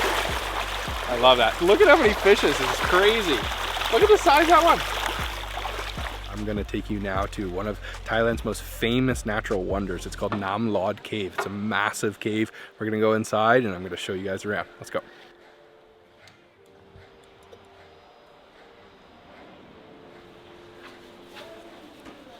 So this is the Tham Lod Cave, an absolutely massive cave. Just look at the size of this thing. This is the front entrance, but you can go through the entire cave and come out the back entrance. So that's what we're going to do. I think there's a little bit of hiking, and I think we actually have to get on a little boat to finish it. Our guide's got a torch, like a kerosene lamp that she's carrying with her. So let's go in, this looks awesome, and it's nice and cool in here.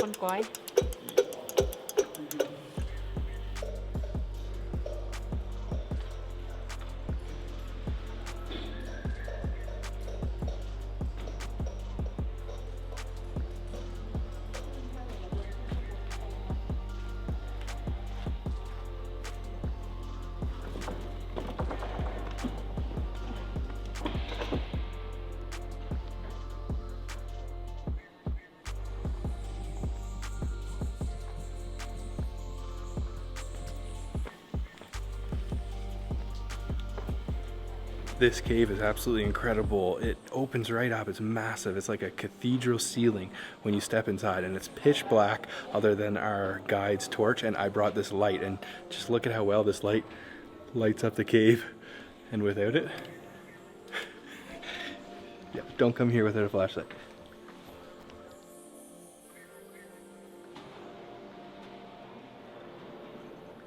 Go ahead.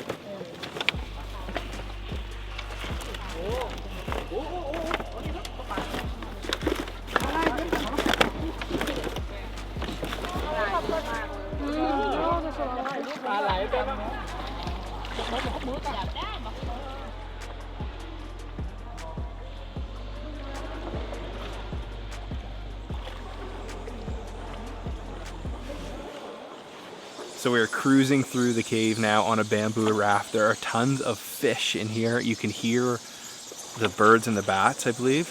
And I can see the exit now. Sunshine is just peeking through.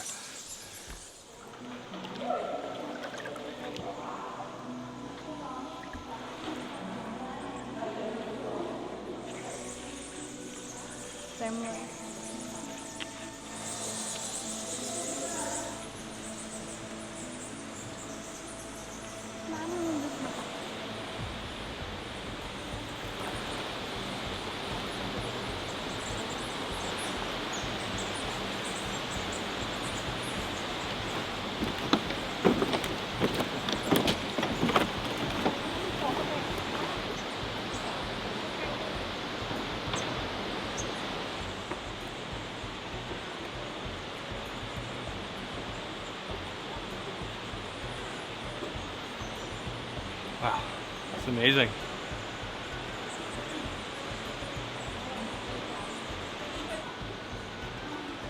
So we just arrived by boat to the other entrance, the back entrance, which has an even bigger opening, and arguably it's even more beautiful than the front entrance. That was incredible. And we just hiked up these super steep steps to the top caverns where you can actually see ancient coffins, which are basically just hollowed out old trees that they found skeletons in these coffins. And they predict that they could have ended up in those top caverns by the water level rising, and they basically just floated up there. They're not totally sure, it's just a theory. And one thing that you can see here at Tham Lod Cave is around sunset time, maybe 6:30 tonight, you will see hundreds of thousands, if not millions, of swifts, birds, and bats returning to roost in the Tham Lod Cave. So we're gonna check that out next.